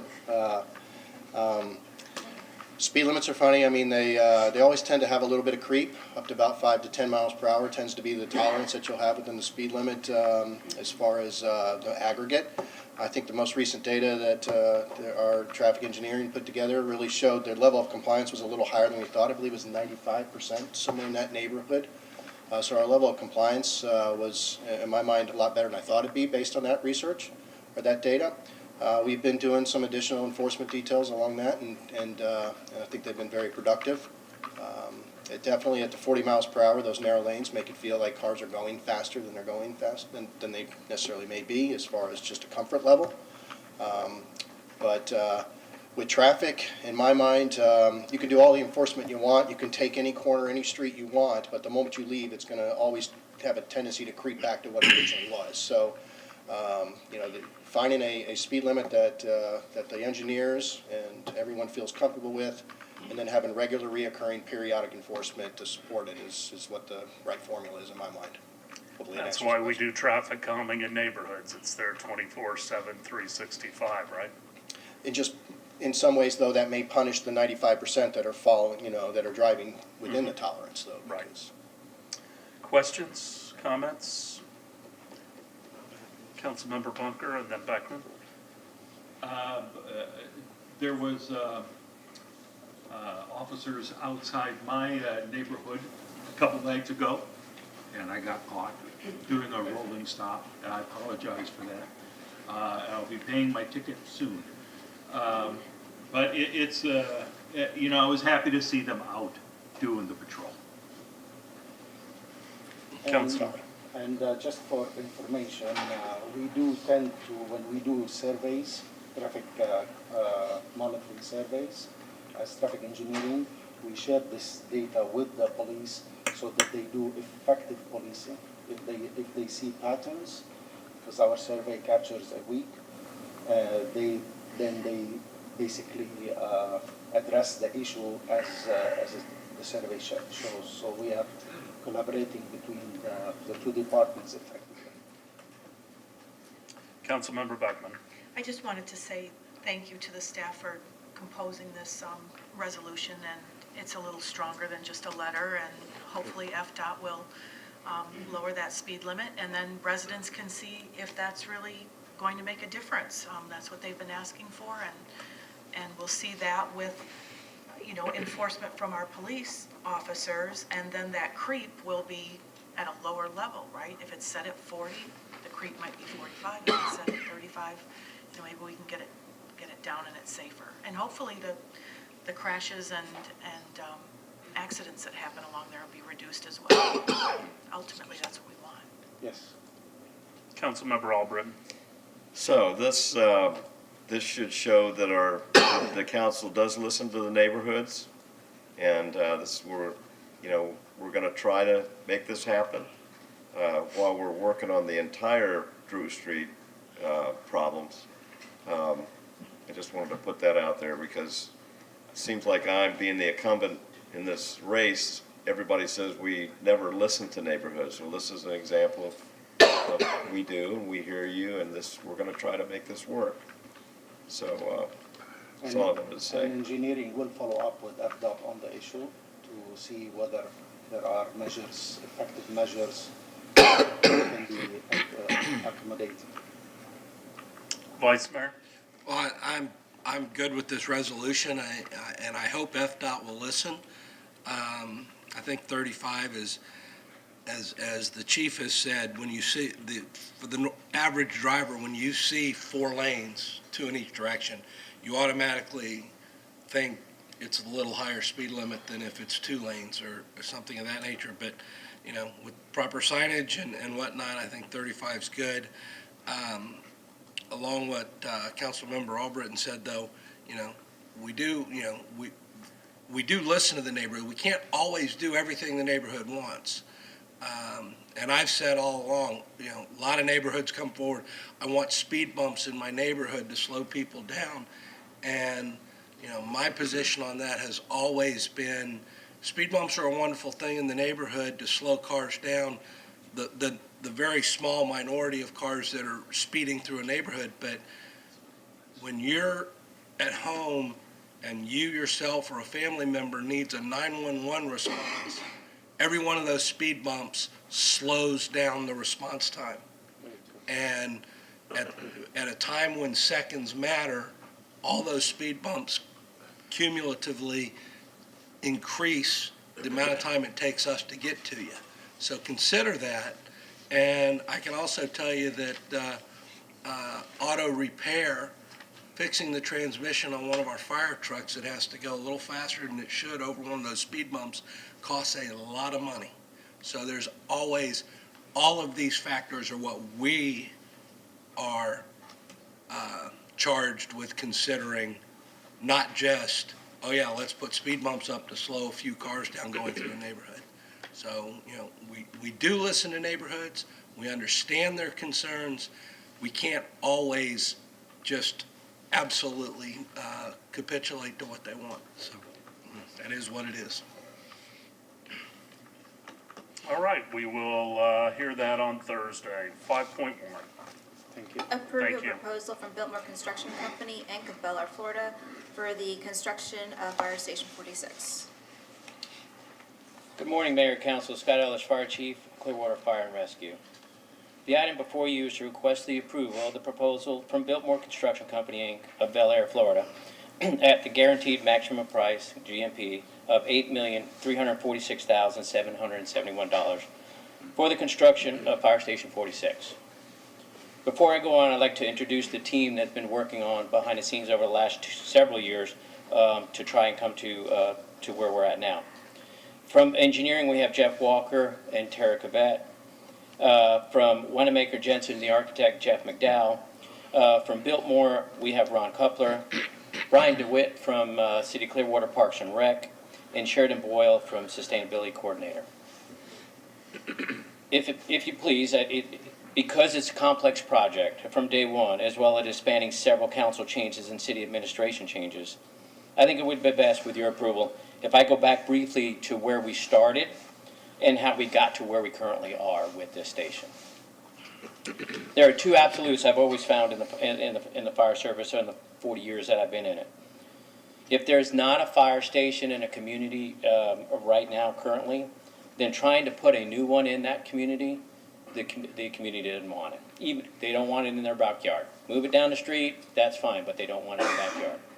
Conversely, and very ironically, if there currently is a fire station in a community, to move it even just down the street, it's very hard and very difficult. Fire Station 46 was originally built in 1964 and then later remodeled in the 1980s. The current station is 2 bays with all the supporting living areas on the first floor with the exception of a large dorm room on the second floor. The current building does not meet any acceptable standards for NFPA or many of the building codes. Even though it's weathered the numerous storms over the seasons, its hurricane rating is less than a Category 3. Overall, we are an eyesore to the related areas of the rest of the neighborhood out there. Joel, can you bring that up? For those that have seen it. We're pretty familiar with it. Yeah. The station was designated as a CIP project in 2016, of which we were concerned on the amount set aside since in 2017, Station 50, which was a slab-on-grade 3-bay station in the countryside area, was right about $3.5 million. Over the next couple of years, we were able to put some more money into it, where in 2020, we're just over $6 million for the project, which we felt comfortable. This is when we went out to look for several ideas, capitalizing on the financial efficiency, which included either new construction and or remodeling of the current fire station that exists.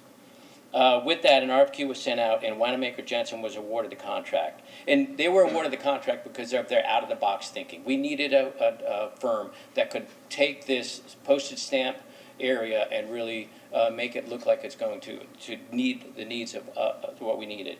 And they hit it right on the mark. As mentioned before, the complexity of the station makes it difficult to design. This station is not like any other station that I've seen in the nation. And that's mainly because of its engagement with the community it serves, the residents of North Beach, the businesses on Mandalay, and the thousands of visitors that come to enjoy our beautiful beach. On any given day, if you sat there for about an hour, someone will walk into that station, ask for directions. They'll want some parking information. They may want their picture of their child on the fire truck, to trade a patch or just to say hi.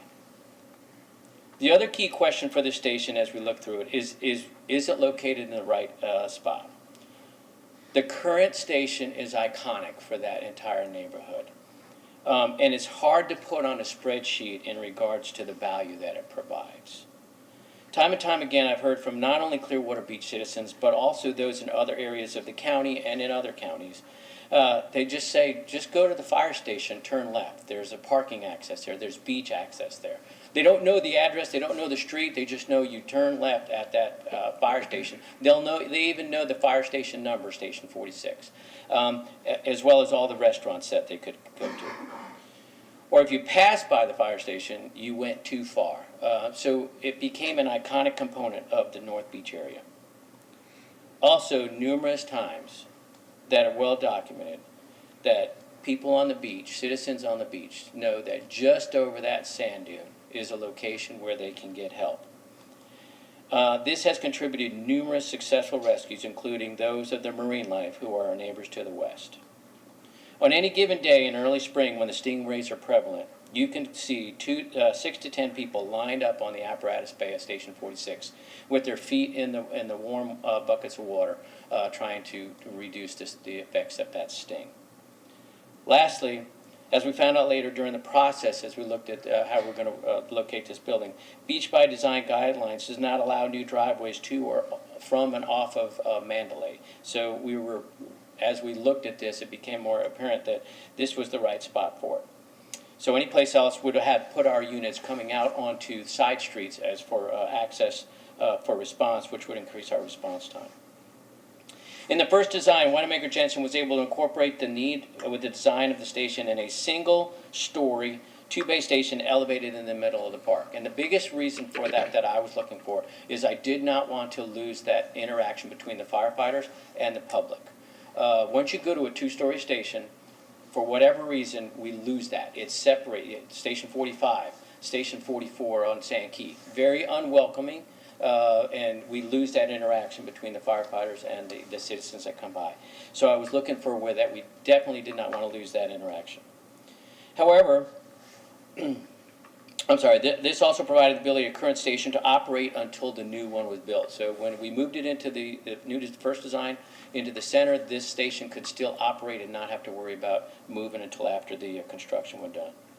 However, as the process continued, it was noted that the station footprint fell within Zone 2 of the Pinellas Gulf Beaches Coastal Construction Code Zone by just a small amount of feet, requiring it to be built on piling. So essentially it would become a fire station built up on top of a bridge, and that became quite costly. Additionally, the ramp could, again, as I mentioned before, could not exit onto Mandalay since it conflicted with Beach by Design code. It was realized that this design would not fit within the allotted budget that we had, and we went back to the drawing board to take a look at something different.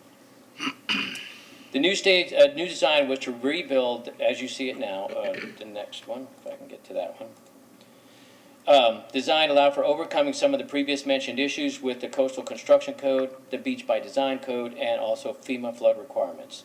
The one drawback was that we had to tear down the existing building, so we would have to have a temporary fire station at another location in McKay Park.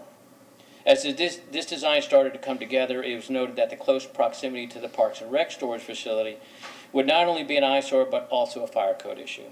It was then we decided to utilize some of the space on the lower level for increased storage area for Parks and Rec, of which they needed. Down on the lower floor, in any FEMA guidelines, it cannot be anything but storage. Cannot have any living area down there.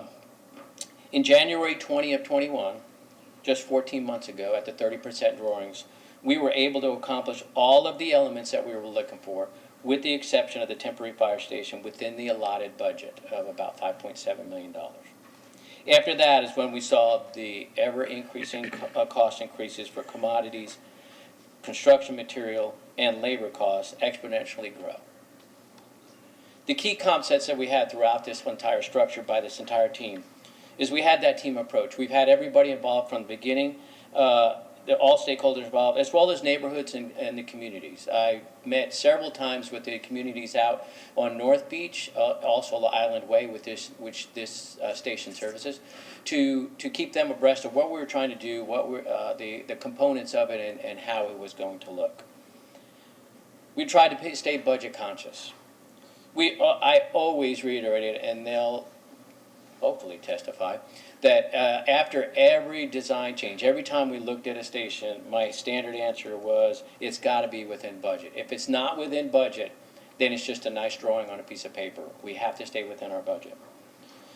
The sustainability concepts, we incorporated that from the beginning, not only because of the efficiency, but also because of the educational component. For all those visitors that come by and see that station, drop by for a patch, there's also the components that they can pass on those ideas to the citizens. Those consist of solar array on the roof, a rain garden for the water, gas generators, bird-safe glass, and of course, turtle-friendly lighting. The other element that we wanted to make sure, and this one encompasses, is that community engagement elements for the firefighters. It provides that welcoming atmosphere. It's not separate. Even though second floor, we provide, Wanamaker Jensen designed some components inside that the firefighters still can engage with the citizens in the look of the station as they pass by. And lastly, it reuses a lot of the old station elements to keep that tradition. That's one thing that I've heard from a lot of citizens, as well as the firefighters, that there's components of the old station that we want to try and stay with as part of the new station. With that, I'm happy to try and answer any questions you may have, but if I don't know it, I have a great team behind me that may be able to help out with it. So. Questions for Chief Ellers? Vice Mayor. Well, I know this area very well. The temporary station at McKay Park, I know we're not there yet, but how are we eliminating some park? We're going to have to eliminate some parking spaces on Mandalay for them to come out, but people have parked there for so long. How are we going to blockade that? Where is there going to be some sort of electric fences or anything to? For the station area itself? Yeah. No, I don't know if traffic's here, but I think we've already taken those spots out from some of those parking spots. Well, you've taken a couple of them, but people are still parking there right now. We tried to, also on the side street there is where the larger vehicles park. We had to make sure we kept some of them open as well. But as far as the station area, there are gates. They're not electric gates. They're manually opened and closed on both sides. So onto Mandalay, which is where the apparatus comes out on, and the one off the side street where they would enter back in. And I've asked this question before, I believe, and I can't remember the answer. And I know we're looking at putting solar on the roof, but I think an amenity for people on the beach, is it possible to put a helipad on the roof of this for emergency, for if there's someone who needs emergency evacuation medically from the beach during high season, during high traffic times where traffic on the beach is not moving well, and they need trauma and have to go even further. We've had medical helicopter evacuations before. Would it be feasible to put a helipad on the roof of this station for that purpose? That would require a total redesign of the roof of the station as it is right now. That roof right now is it's a reverse gull wing, for a lack of a better term, so it would have to be flattened out. And not only that, because of the weight of the aircraft, we would have to substantially reinforce that. You'd have to run an elevator shaft all the way to the roof. We would have to run, correct. I know. Yeah. But my question is, would it be possible, and I would think the additional cost of that is something we could probably get the county to pitch in on county emergency services for that type of thing. I don't know. I may be wrong. But I'm just looking at, I know they've had a heck of a time finding a location to bring medical helicopters in when the time has dictated they need one. And I'm just thinking, that type of a facility would be prime for it. Obviously, if it's strictly an economic reason and it just absolutely can't be done, it is what it is. But it's just a concept that has come to my mind. I appreciate I can look into what that would be. On that note, because I've had that question asked, thank you, sir, for that, by the citizens at some of the neighborhood meetings, is how, now that we have the temporary fire station in McKay Park, because that was always our landing zone for anything on the beach, where do we land the helicopter? We still have backup areas that we have the ability to get the helicopter in and be able to get those trauma patients out, why that is being utilized as a temporary fire station. Other questions or comments? Councilmember Beckman. Thank you for that overview. And I appreciate your sustainability features that you went through, including solar, rain guard, reflective roof bird-safe glass, and natural gas appliances and emergency generator. And so my question is, with these natural gas appliances, did you look at other types of appliances that were more energy saving, especially since this is a city building? We've committed to reducing our fossil fuel production. I would think we would have induction stoves or hybrid hot water heaters here. Yeah, no, we did, and Jeff, do you want to answer that one? Yeah. Jeff Walker. Good morning. Jeff Walker, Senior Professional Engineer with the Construction Services Group. I don't recall when the memo came out, but there was a request by gas that all city buildings, the appliances be gas. Now, there'll be Energy Star, but they're all natural gas appliances. The water heaters are instantaneous water heaters, which are very efficient. Well, I don't know when that memo came out, but we adopted Green Print 2.0 last August, and so we do have goals to reduce energy, or reduce our greenhouse gas emissions, and this doesn't do that. And so I think that needs to be addressed. Okay. The project team considers natural gas to be a green energy source. You're burning fuel. I mean, it's carbon emitting, so it's not green. It's not. And then the other question I have, so I'd like to know when that memo was created, or, who agreed to it, and how do we rectify it with our green print goals that were in August. And then the other question I have is with a generator. I mean, I understand this generator, but well, the comparison in generator is diesel. Mm-hmm. Diesel would have been less expensive, but diesel is obviously far more less green, polluting, less sustainable than Yeah. natural gas. And I'll look up that memo for you, and I will definitely forward what I received from the gas department. Okay. And then the other thing is, while we do have solar here, why not have some battery backup system as well? You talked about this fire station being an educational, component to the community.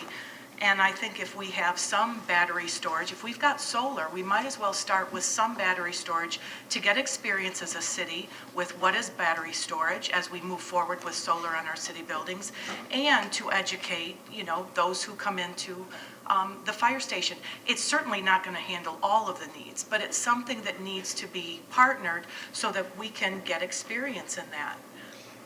The roof right now is a butterfly roof, so it's like a dual mono-slope roof, and we're using all of it with our solar array, which is a thin film, like 3 millimeter flexible, high-tech panels that are peel and stick, so we have no rack system up there, and our layout occupies the whole high roof, most of the roof, and that only produces, I shouldn't say only, but it's 43 kilowatts with 77 panels, and that's about 25 to 30% of the building load, so you're not often going to be producing excess. Right, I and get batteries, they take space, they take maintenance, and they don't last forever.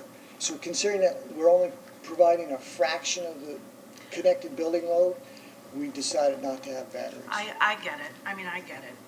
But again, I think we need to start thinking about how we're getting experience with these new technologies, and we have to start somewhere and learn how they operate, how much space do they take, I think if we had a larger array, it would make sense.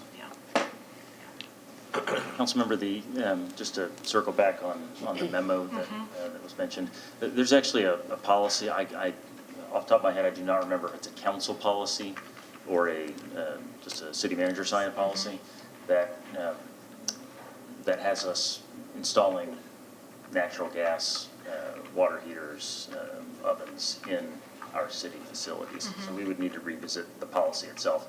I'll look and see if it was a council one or a city policy, administration policy, but we do have one that was the basis for the memo. Okay, yeah, I mean, I'd like to know, because it's in direct conflict now with our green print that we adopted. So we're going to have to true those up some way.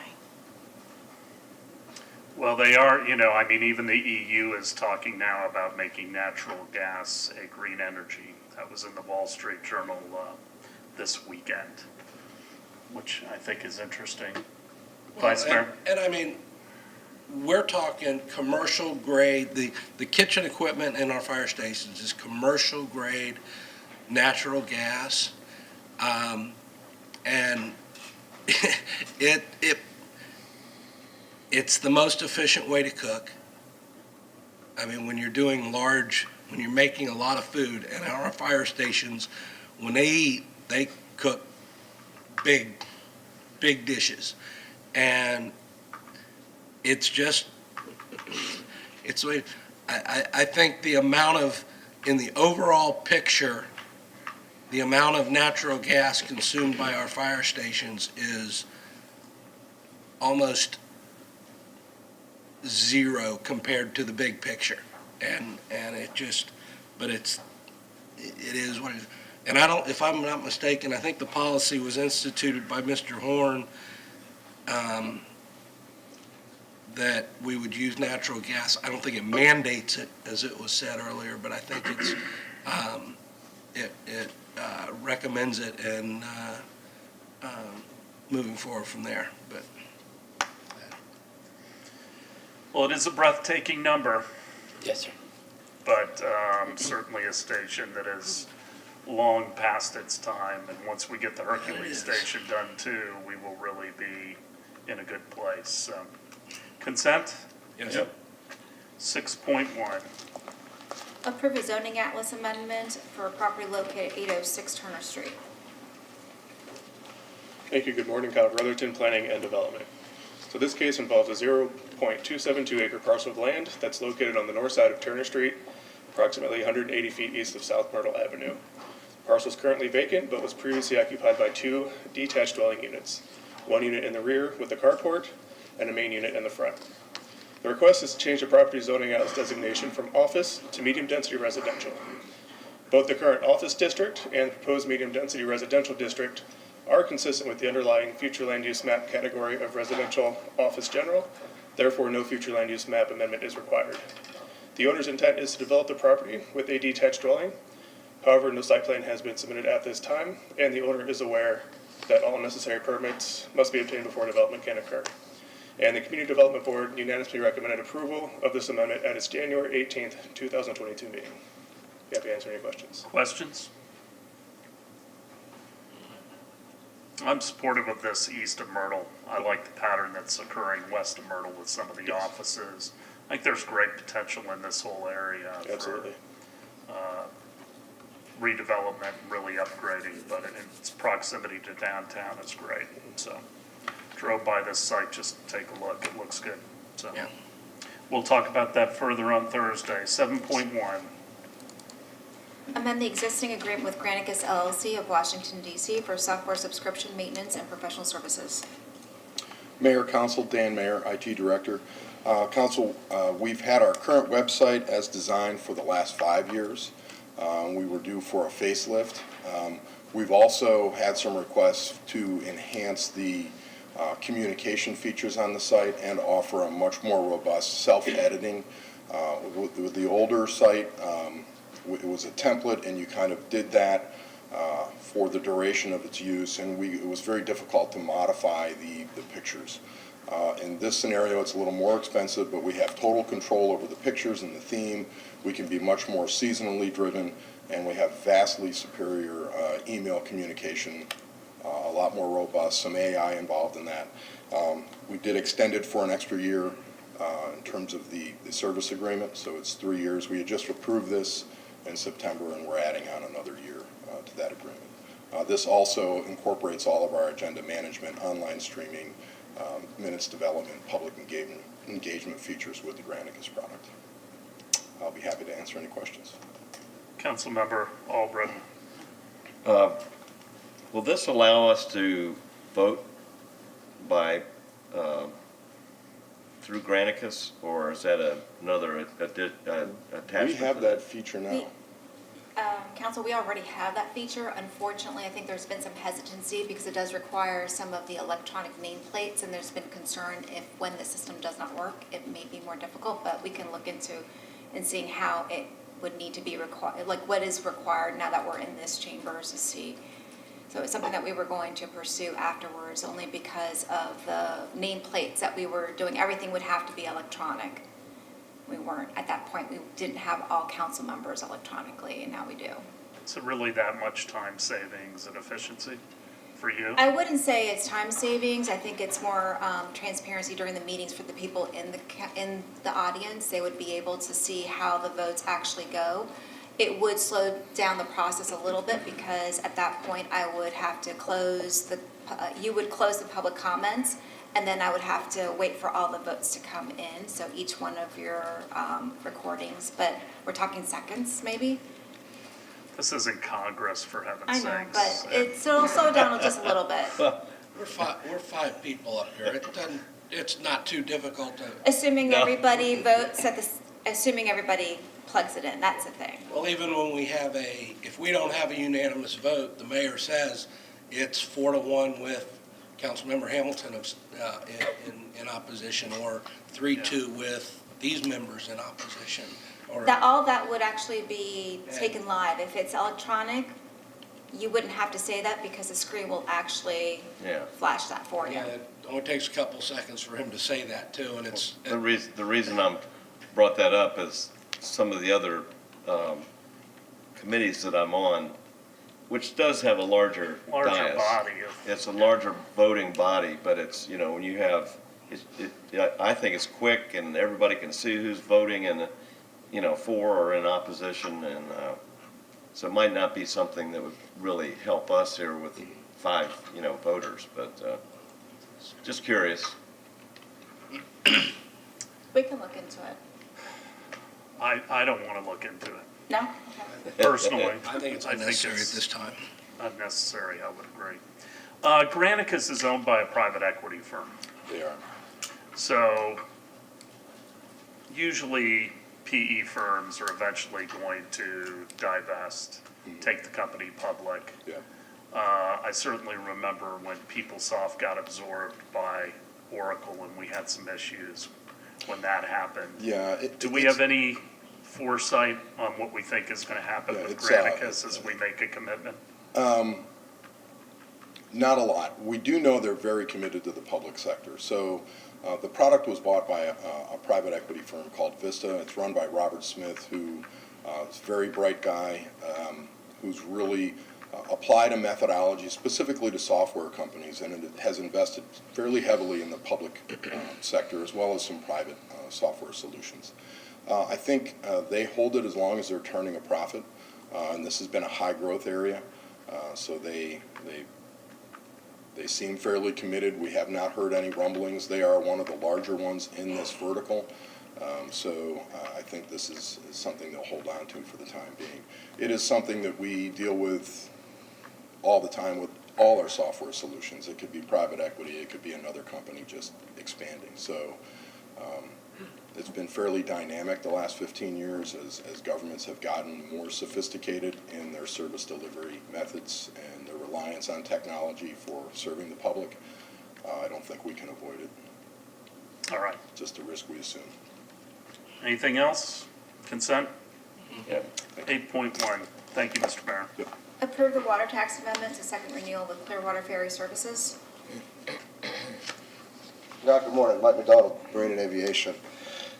In 2016, the City of Clearwater entered a partnership with Clearwater Ferry, Inc., and in that agreement, after the first renewal term, it allowed us to release the lien of the vessel Monica's Crossing. I'm here today to ask you to go ahead and release that lien to Clearwater Ferry. I'll be happy to answer any of y'all's questions. Questions? No. I'm fine with this amendment. Imagine Clearwater has really changed the complexion of things, and, I want the ferry to be around once Imagine is complete. Yes. Consent? Yep. Yes. 9.1. Approve a purchase order to Century Event Services, Inc. of Tampa, Florida for security services. Good morning, Mayor and Council. Chris Cook, Senior Manager, Parks and Recreation. This is a purchasing item today for Century Event Services.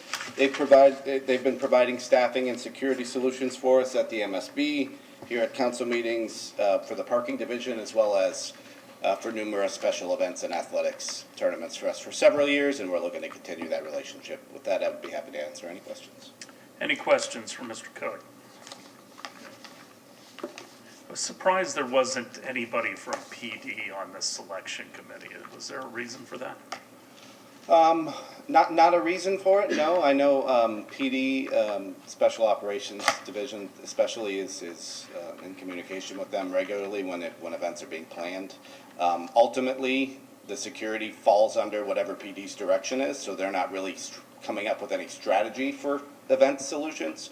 They're just kind of staffing where we determine people are going. Okay. Consent? Yes. 10.1. Approve a purchase order to Underground Refuse Systems of Kissimmee, Florida for the purchase of 14 underground refuse vaults and 14 containers for the Imagine Clearwater project. Good morning, Mark Fodor, Controller, Solid Waste Division. This is a continuation of our underground refuse program to allow for the Imagine Clearwater program to add 14 additional refuse and recycling containers. Any questions? Questions? Vice Mayor? Are these smaller, these are smaller units than what they've installed in the Rockaway parking lot? They're identical to the ones that are going to be installed, that have currently been installed. I thought the ones we installed over on the beach, I thought the price tag on those was much higher, and we're getting 14 of them for this number now, for 200,000? That's correct. We're getting 14 vaults. I thought the original number on these was way higher than that, if I remember correctly. This is I for wasn't on, but that was a breadth, I thought it was 1.2 million. Yeah. I believe that included some of the vehicles as well. Yeah, the vehicles Because there was a are new expensive. vehicle that we were purchasing and outfitting. That was the initial Earl's here. program with construction costs and a So we don't vehicle. have to add vehicles now with this, Correct. it's really just the cost of the vaults. Exactly. Okay, all right, that was. So if we did not go with this proposal, I don't know if this is for you or Earl, what would the alternative costs, both on the capital side and operating side be? And I'm assuming we're still gonna have normal receptacles around the park too, because there may be places that the trucks can't access. So you're asking, what, if we didn't do this underground, what would we do and what would How that many cost? more receptacles would we need, and do you have any idea, and you probably don't, what the labor would be, because we would need smaller receptacles throughout the park? Just as a best guess, I would say would probably mirror what we were doing on the beach. When they have an event in the park, we have to be in there servicing those containers, and I couldn't tell you exactly how many more we need, but we'd have to be in there servicing those containers 2 or 3 times per day, maybe more, depending on the event, the number of people that came to the event. Whereas with underground, we're in there once a day, if that, to take away 6.5 cubic yards of garbage and recycling from those units. So I can't give you an exact, but it would be a lot more containers around. And then the public space recycling, when we put containers out, these have been much better. I mean, they're marked well, and people have been more thoughtful about what they actually put in the containers that we have installed already. So we're getting pretty good recycling from those containers. So any other public space recycling that we've tried, those containers have come back with a lot of garbage in it. Right. So I could probably try to work something up for you, but I couldn't give it to you right now. But we're still gonna have other receptacles Yes, sir, we around, will still right? have other receptacles around where a truck can't get to it. But this will be on the walkway as it goes, or roadway, because the truck will be able to access it as it goes throughout the park. We'll have approximately 5 within the park itself, and then 1 on the south end near the parking area, and 1 on the north end in that parking area. Okay. Because my concern is some people are lazy, and if there's not a receptacle Sure. close, Yes, you're absolutely right. finds its way on the ground. You're absolutely right. So, Vice Mayor, you had a follow-up? I think you answered it. These are all located where our, the roadway or the pathway, the truck is going to be able to access all of them. With no problem. No problem. Okay. Councilmember Beckman. Yeah, so I looked at the numbers too, so I just wanted to know, is this the same price we paid for the underground vaults on the beach per vault? So it's all Perfect. evened out, Yes, it the is. price hasn't gone up? Yes, it is. Okay, and then Are we going to need any more trucks to service all of these, or is No, one right now, truck? we're building out our first route. This would be, represent phase 2. Okay. The first phase was 7 locations. We're currently finishing up number 6, which is at the Opal Sands parking lot. Number 7, we're going to the new fire station that you just approved. And then there'll be 7 installed in the Magic Clearwater in the coming months as they get through to that phase of their construction. And so all those that you just articulated, one truck will be able to One truck handle will them all? service those, yeah. One What's truck the- can service roughly 80 units a day. Okay, and then, do you have any sensors on those things to let us know when they're Yes, they full? will have sensors that let us know when they're full. So that comes with the product. Okay. Thank you. Vice Mayor for number 3. I was not aware we're putting another one of these at the new fire station. I mean, we've got 3 of them in the Rockaway lot already. This one is to serve the fire station. This is for the fire station. Oh, it's for the fire Instead of station. a dumpster or a compactor putting in at the fire station, Oh, okay, this is to because I was serve the like, fire if station. people aren't gonna. You're right, that they're would gonna be stuff overkill. off the beach and You're put right. them in that. Do you Right. think they're gonna stop and put them in this one? I Right. don't think so. No, this is If for the this fire is station. for the fire station, okay, I understand. Good. Any other questions? Consent? Yes. Yes. All right. 11.1, any questions? I figure Council- this is going to be a Thursday discussion. I was going to say, if we can continue the discussion to Thursday, I do have additional applications that were received this morning and over the weekend. Okay. Oh. So you'll get those out to us? All right. 12.1, So this is amending section 2.036 of the Clearwater Code of Ordinances. This is the first reading. This is Mr. Margolis's ordinance. I participated in the review, but he is the one that is asking for this to occur. So I just wanted to go over it generally. I can answer some general questions, or you can also defer until Thursday for Mr. Margolis. So in that ordinance, there are currently 5 sections. The first 5 sections, the only changes is rather than referring to city commission, it will say city council. Subsection 6 is new, and that clarifies that the duty of the city attorney is to supervise the city attorney's office, and that employees in the city attorney's office should not be considered civil service employees. 7, it will be that the city attorney will establish the compensation for each of the employees in the office. 8 is that the city attorney will review for legal sufficiency agenda items involving council meetings, work sessions, the CRA, and the pension trustees, with the exception of board appointments. And 9 is that the city attorney will review and approve billing from outside counsel. any questions for Mr. Kohler at this time? Reasonable asks. Yes, I would agree. Any questions on item 12.2, second reading? City manager verbal reports, Mr. Jennings, anything to add? Mayor and council, today we'd like to begin the discussion for a new city hall. And so we have a presentation. I want to kind of just lay out the timeline. Today we'll begin the discussion on the February 28th work session.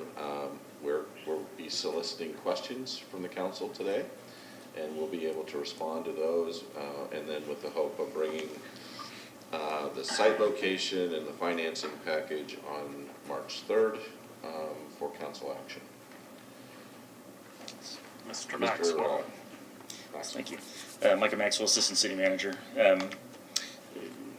I think as all of you know, in 2018, we vacated City Hall for a couple different reasons. One was for support of Magic Clearwater wanting to vacate that site so that we could start marketing it for redevelopment. We also had some cost efficiencies that that made it make some sense for us as well, not having to invest additional dollars into a building that we knew we weren't going to be in for very long. So in 2018, we moved to 600 Cleveland and began a 5-year lease at that point. The other reason that we moved and had always planned to move, this conversation is one that's gone back to I think the early 2000s, is to create a new civic building in the downtown, something that could help support redevelopment throughout the downtown area as well. While maybe not being a focal point like Imagine Clearwater, it still would have some benefits to us. Now, as far as the reason for kind of bringing this forward now, we do have an expiring lease. I don't think we were under any illusion that we would be able to not have to extend at least somewhat, if we're going to do any construction because of the design that's required and the construction period. We're probably going to be beyond what is January 2024 expiration. Whether that means we stay in 600 Cleveland or to another site, we haven't decided that yet, but we would probably have to extend at some point. As far as the recommendation that we're bringing to you, it is to construct a new standalone city hall on the site south of the MSB, currently the MSB. And actually, I have a visual here for you. I think you're all familiar with the site, but this is the site just south of MSB. MSB is right here. We felt like the existing parking garage, its proximity to this site allows for some reduced parking on the actual site itself. So you can see a lot of parking on this. This is an earlier version from something that we looked at previously. But just to provide a visual, we want to try to make it a lot greener as far as open space, those sorts of things. And we will probably need some parking on the site to support folks that are coming to see the council meeting, those sorts of things. But we don't expect it to just be a black dot here. You can also see that this sort of creates a campus for municipal services, both the municipal services building and the police department. We think there's some functional efficiencies that we can achieve, either in moving some departments from MSB to City Hall or in just reorienting how they operate. So there's some opportunities that we would get into during the design phase with the architect, trying to make it a little more efficient, both and also for the efficiencies related to energy, those sorts of things as well. Right now, we have a cost estimate of $30 million. That is based on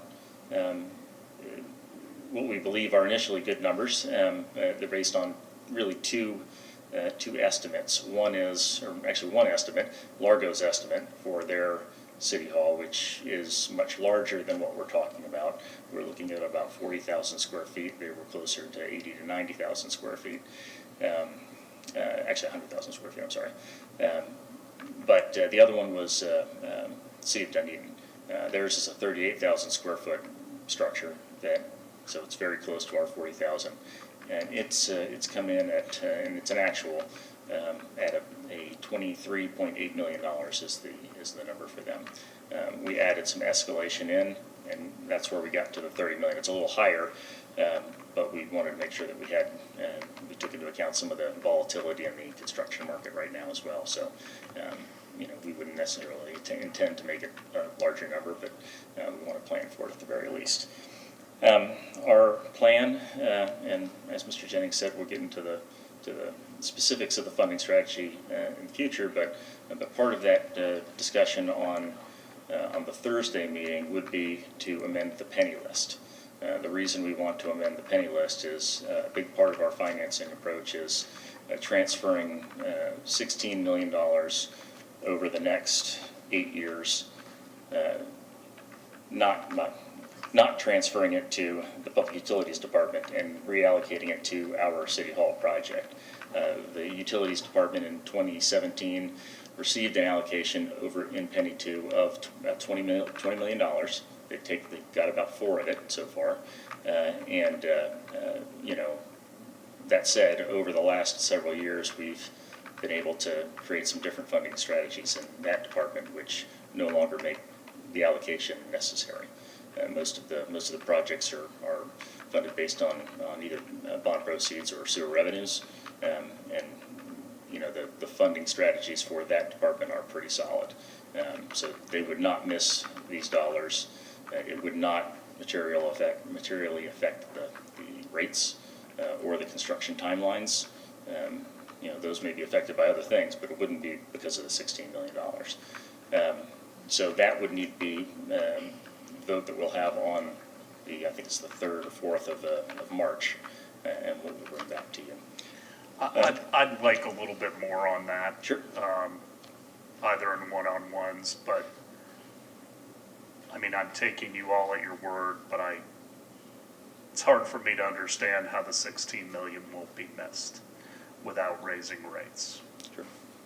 That either tells me that our estimates were off on what the projects were gonna be, our cost, or the revenues that we had to pay for them. But I'd like a little more detail on We that. definitely will provide you some additional information. We were woefully underfunded. I think it was about $17 to $20 million for a 6-year period when you look back at the budget in 2017. Today, that 6-year period is $120 million. So part of it was not having identified the projects. The master planning that Water and Sewer has done has helped us figure out where those projects need to be, but we've also been able to find some revenues to handle them. But we'll definitely provide some additional information on that. Our focus on the RFP that we would be bringing forward is on a iconic, high-quality structure in the downtown, something that we can be proud of. We certainly want to be consistent with green print and the downtown plan. We also, as I said, want to create as many efficiencies as possible between MSB, police, and the city offices. So we'll be getting into a lot of that during the design phase. Also wanted to provide just some visuals of other city halls, so you had a sense of them. This is the one I mentioned earlier, the $23.8 million one. Again, 38,000 square feet as compared to our 40,000. There are some differences in parking and those sorts of things, but most of them to our advantage. So that is one of them. This is another one. This is the Largo one. This is not an actual. This is an estimate by the architect and the construction manager at risk. It's at $62 million and is about 100,000 square feet. They haven't got the final numbers yet. That should be very soon. Oldsmar, this is an older one from 1990, so I don't have the cost necessarily for this one, but just to provide another local visual. Joelle also was nice enough to provide some other iconic ones throughout the country. This one is the city of Austin's. It was built back in 2004. This is, I believe, her favorite. I will tell you that we are not going to achieve the price of this one, which was $384 million in the 2003-2004 timeline. Apparently, it's right around $500 million in today's dollars. We will not do that or come anywhere close. And finally, this is the New York City Hall. Obviously, a very old building, and and something that is. It's very iconic in movies and those sorts of things. So with that, I'll answer any questions and any questions, any items that we can provide to you in the next couple of weeks. We are happy to do it. Questions for Mr. Maxwell, Vice Mayor? I know we'll have opportunities to speak with Mr. Jennings and whatnot coming up, but I know that when I was on the council when we made the move to the 600 Cleveland, and when I voted to do that, I said, I made the commitment that by the time I leave, and I've only got 5 weeks left, we will either be under construction of our city hall or know definitively where it's going to be and are moving towards getting it done. And to keep that word, I'm excited to know that we're bringing this forward. I've always said that this location makes the most sense. I know that it's a little, kind of puts a crimp in PSTA and their intermodal thing, but, we can't wait any longer. This is a very logical place, but I would recommend bringing the price tag down to $25 million to start, because if you tell somebody we're going to spend 30, they're going to spend all $30 million of it.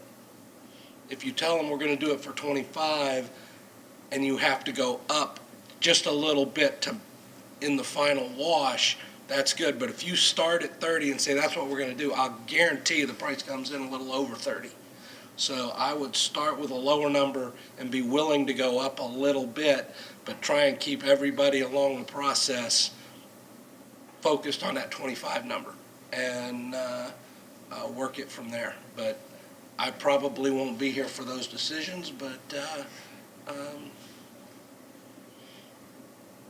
that's kind of the points I have right now, but I look forward to having future conversations in the next few weeks. Councilmember Albrecht. Yeah, I look forward to having those conversations too, and thank you, Mr. Jennings, for bringing this forward. You know, I was on council when we moved into the 600. Actually, you brought it forward and made that initiative because we had been talking probably for 20 years about moving out of City Hall, you know, the old City Hall. And just like we do everything in Clearwater, we have a lot of talk and it takes a long time to get action. And thank you for taking the first step in this. And I look forward to seeing some more information on it and move forward on it. Thank you. Councilmember Beckman. So I have just a couple of things. First of all, I too agree that location seems to be a good location. It needs to be, easily accessible for our public. There are a couple things, just for the record, I wasn't on the council when people voted to vacate the old City Hall. I would not have voted for that. I would have stayed there until we had,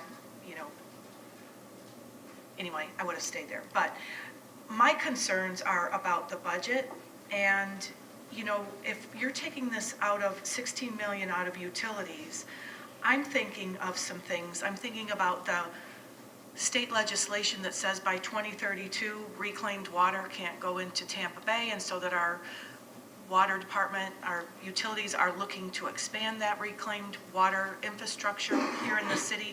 Does that take away money from that? And I'm also thinking about the staffing positions that have been empty for years in some of those departments. I mean, we need to have adequate funding for high-quality employees to work for our city to get things done and make sure things operate in an efficient, timely, effective manner. And I wonder about that. Those are the things that go on in my head when I see that, well, we have 16 million on public utilities. And I'm like, they've been waiting to fill these positions. We've got this big infrastructure with reclaimed water coming at us. So. Yeah, the employee piece would not be an allowable expenditure for That's for 16 everything million, else. okay. Councilmember Bunker. My immediate question when I was reading over this material was that 16 million, what are we losing out on? So I'm looking forward to the details of that. And also, I have to commend Mr. Jennings for hopping on this so fast as he has with so many other items that really need attention. So thank you for bringing this to us. How did we get to the recommended square footage? I know we're very early in this process, but that has increased pretty significantly. Yeah. I mean, we've seen City Hall money in penny for Pinellas be in penny, then be taken out and used elsewhere over the 20 years I've been involved. And we didn't used to say we needed this many square feet. I think the original number was 28,000. So Yeah. how have we increased, and what additional departments are going to go into City Hall? Yeah, we used the same formulas, assumptions for the sizing. It is because of the different departments moving around. We've discussed human resources and public communications as potentials. That increases it a little bit. I think which departments actually come over, and whether or not some move over to the MSB, those are some conversations that we kind of are still having internally and are going to have with the architect as well. But really, it's those departments moving over. I believe those were the two major ones that were coming over. I could just also speak to that.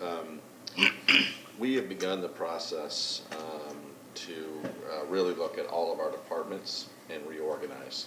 And so there's going to be significant changes as it relates to our departments and the size of those departments. And honestly, I think, there was a decision, of course, it was an important decision made 10, 12, 15 years ago, in 08, 09 to reduce 300 positions. Yes. Staff is now being asked to do more, with less. And so we're going to have less employees. So it is something that we're going to have to work together on as to whether we can start to bring back some of those positions in order to keep, or to actually to accelerate a lot of the things that we would really like to see again. The beautification of certain areas, and you got to have people to be able to do the work, and so that is just a conversation. Hence the reason why we are looking at it slightly larger. Well, I think we're pretty close to head count going back to 2007. I had to live through that, and obviously the reduction, but I think we're getting relatively close. Ms. Castle, or do you have an idea on that, or Ms. Boyer? It's a few hundred, still below. A couple hundred? I think it's like 200. I don't have that with me, but I'll get to it. Okay. Make sure we get it by Friday. You're bringing up a lot of different topics. It also begs the question of, do we do things internally or do we contract out, depending on And we're doing that assessment as well. efficiencies? Right. So I'm always worried when we increase headcount too much, because as they say, history doesn't repeat itself, but it rhymes. We'll have other crises. We certainly thought COVID was going to be significantly worse than it was budgetarily. Yeah. I think we were fortunate. I think it's also our responsibility, though, to look at the impact on staff of what we're asking them to do. And so, no final decisions have been made, no recommendations, and certainly there will be a lot of discussion with you and the rest of the council. But, we are going to have this beautiful new park. There's going to be a lot of other things that we want to do to make the city, beautification of the city, such as the medians, Gulf to Bay and elsewhere. We really want to get into the neighborhoods and do a lot more beautification of the neighborhoods, streets, sidewalks. So we're going to start with the reorganization, but we may need additional people to be able to do the work. So. Well, I think this whole topic requires, obviously its own work session at some point. And, remembering back to when this building was built, I hope we get an architect that understands Florida. They went out and got Mr. Stern, who was world renowned, but frankly, I don't think was very responsive to the city or the citizens. To get that elevator up front was like pulling teeth. I don't think he understood who was paying the bills. And what's iconic today may not be iconic 20 years from now. I hope we think about that too. But, taste is all in the eye of the beholder. Vice Mayor? Yeah, and hindsight is always 20/20. But when we vacated the old city hall, there were multiple reasons. One was the annual maintenance cost and upkeep of that building, because of the deficiencies in that building, were adding up, and basically moving to the 600 building was the costs were very similar. But the primary reason for vacating the city hall when we did was to be able to put that property in the bluff development as a bluff development opportunity. Now, we haven't been successful putting somebody in there, but if we're sitting in that building and don't know where we're going, we couldn't, in good faith, put that out there to the development community and say, here you go. Tell us what your ideas are. So, but we are where we are today, and it's time to, make a commitment to build the new city hall. Now, I am a little worried. $30 million for a 40,000 square foot, that's $750 a square foot. Wouldn't you like to have $750 a square foot to spend on what you've built in your career? I mean, that's a high number. That's why I'm saying we can probably start it a little lower, and as we know exactly what we're going to get for our dollars, okay, I'm willing to go maybe a million or two higher to get these things, but I think, do the best we can to keep that number lower out of the gate, because they always tend to increase. The all-in numbers for Dunedin, it was I think it was $619 a square foot. We based ours off of that. We just bumped it. It was probably about 20% that it was bumped because of escalation and uncertainty. So, we certainly have some room to move on the escalation piece. Yeah, and it's certainly an issue that I'm very concerned about with the earlier discussion that you had on the fire station. That was an escalation of over $2 million in terms of cost. That really can't happen. I mean, I know we want to move forward, but I've expressed great concern. And me and the assistant city manager, we've got to play a greater role in containing the cost escalations of some of these projects. So we're going to be much more involved. So you certainly will have my word that on a city hall, where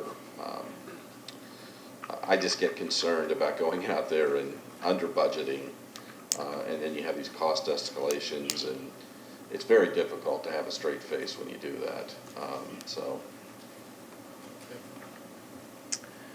All right, well, we'll look forward to further discussion.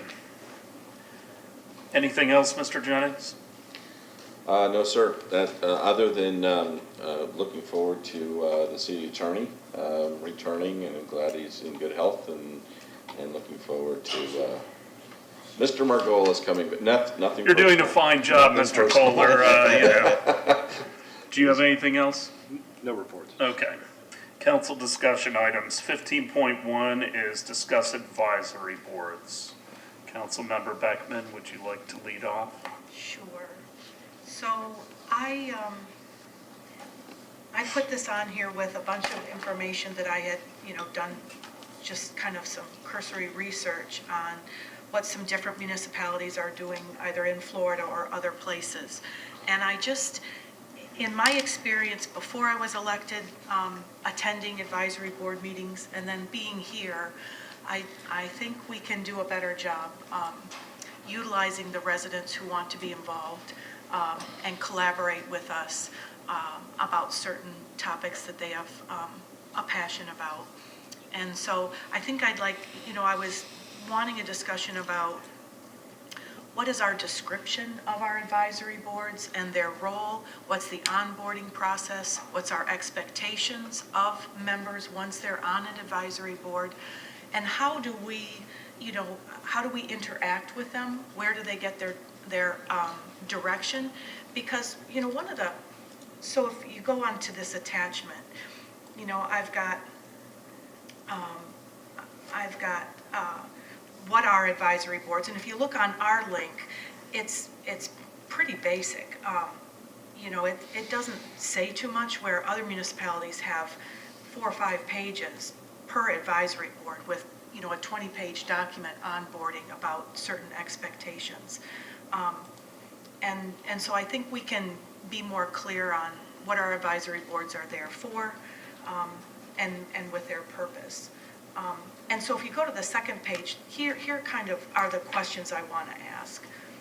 If the advisory boards are here to advise, what are they to advise on? Who are they advising and how frequently? Right now, we get like a once-a-year summary of their activity, which tends to be kind of a summary of their meeting notes, and we discuss this or that, and it's not useful.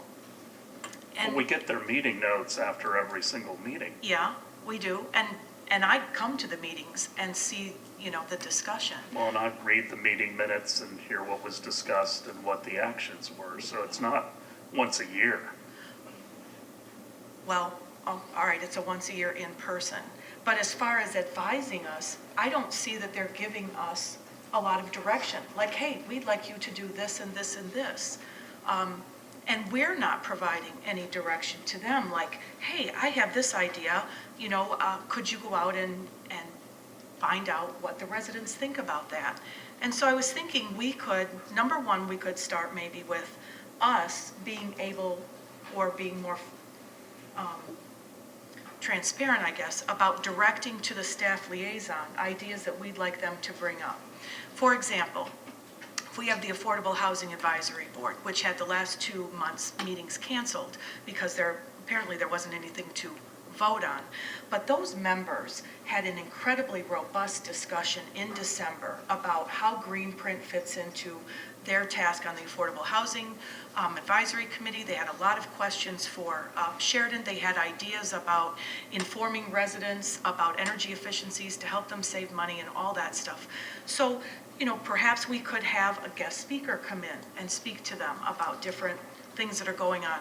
We could have Amy Foster, who is the director of the Continuum of Care, Homeless Leadership Alliance, come in and inform members about what the county is doing with our homeless. So anyway, I want to see us engage with staff liaison to give direction to advisory boards. I think that would be a good thing to do. I'd like permission to do that. I don't know if I need to ask permission to do that, but rather than me contacting advisory board members and say, hey, I'm concerned about this, or I researched this great idea, could you bring it up? I think it should go through the staff liaison.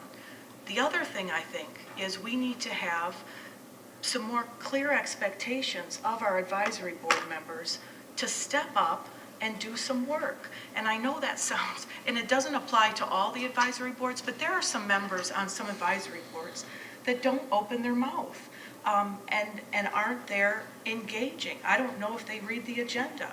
And so I think we need to, hold some people accountable and have greater expectations of what they're supposed to do on advisory boards. And that falls into, I'm sorry, and we can take these in different sections, but that falls into also the reappointments, which has been real frustrating to me that our reappointment is simply generally seems to be based on attendance, and that we just normally reappoint people if they want another term. I think we should have a reapplication process, and they can, and it's a little different. It's a reappointment application, and tell me, what have you done? What are you most proud of? What did you bring forward? What would you like to continue to work on? Why should I give you another 2 or 4 year appointment? So those are some of the things that are. Ms. Call. Yes, so just as a clarification regarding the document online, that's meant as a simple cheat sheet, so to speak. All the advisory boards are listed in our code, whether it's Code of Ordinances or in the Community Development Code, that provide detailed distinction in terms of what their mission and what their goal is. That's one. Two, I think it's very important to understand that the advisory boards advise council as a whole. So it would be inappropriate for one council member to go to a staff liaison and say, hey, I have an idea. It really is the council asking direction of the board. So if there is an item that council wants to discuss, council can discuss it, and then that information or that task is then given to the staff liaison, whether that's by the city manager or through my office. I think that's important. In terms of the application, I understand in recent years there is this I desire to maybe amend. It is very subjective right now. So if you want to change the application, I did let Mr. Jennings know that maybe it's a time to change it. It has been the same application, but that's really up to council to decide what kind of application. I did provide the city manager with different versions of what's being used locally. You have from some municipalities is exactly what we have, a very subjective application process, and then you have, for instance, St. Petersburg. They just have a list of all the advisory boards. You check off the ones that you want, and you submit a resume. And so those are other items that the council can consider. But in terms of the the updates to council in terms of what each board is doing. Council does, like the mayor said, receives the minutes for all the advisory boards, and that's really how council is informed of what is the board doing and what are they discussing, so that if you see something in the minutes that may need some direction from council, that is really council's opportunity to raise that question with the city manager to place it on the agenda. Yeah, I was gonna say, I do not want, it is not appropriate for single council members to be giving direction to a liaison. We have to have consensus that that's where we want effort by staff and the advisory boards. And if we want to change specific, applications to have more detailed information as to the skills of, different applicants for different boards, I think that's a better way to do it, to ask specific questions that would, illuminate whether a person really has the chops for what we're going to appoint them to. And that can be done, and we can also, I can check and see if maybe requiring minimum characters or minimum number of characters for the individual when they're posting their, or answering their online application. The other thing as well, in terms of the board meetings, so staff liaisons are aware and cognizant not only of staff's time to provide the meeting and making sure that the meeting is there, but it's also for the advisory board members. We're cognizant of their time. They're taking time out of their busy day. The last thing that we want is for them just to hear a staff report that does not require any action. So if there is no action or nothing on the agenda, the staff liaison has been instructed up to this point to not have a meeting, because it's, I personally find it rude when you just are meeting to meet and there's nothing on the agenda for the advisory boards. And you have a lot of individuals who not only work in Clearwater, but they work either North or South County, for them to come and not have anything on the agenda for them to actually take action on. So that's one of the reasons why. So there's nothing on the agenda for them to take action. That's why a meeting may be canceled, because it's not conducive for anybody. And I would just say that there are the Affordable Housing Advisory Committee, because it is something that is a hot topic, but also important in our community, that even if they don't have something to vote on, that they don't go more than 1 month without a meeting,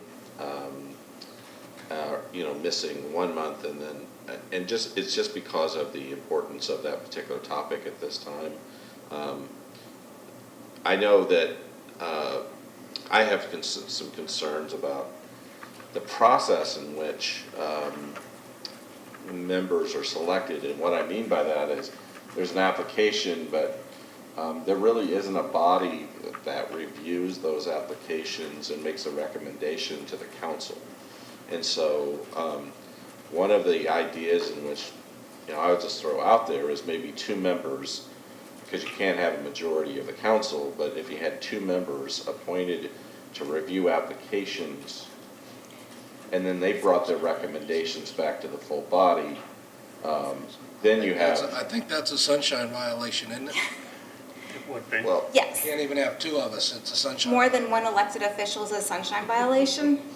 Yeah, but if it's in the, Something where we're but if making it's in the public, decisions.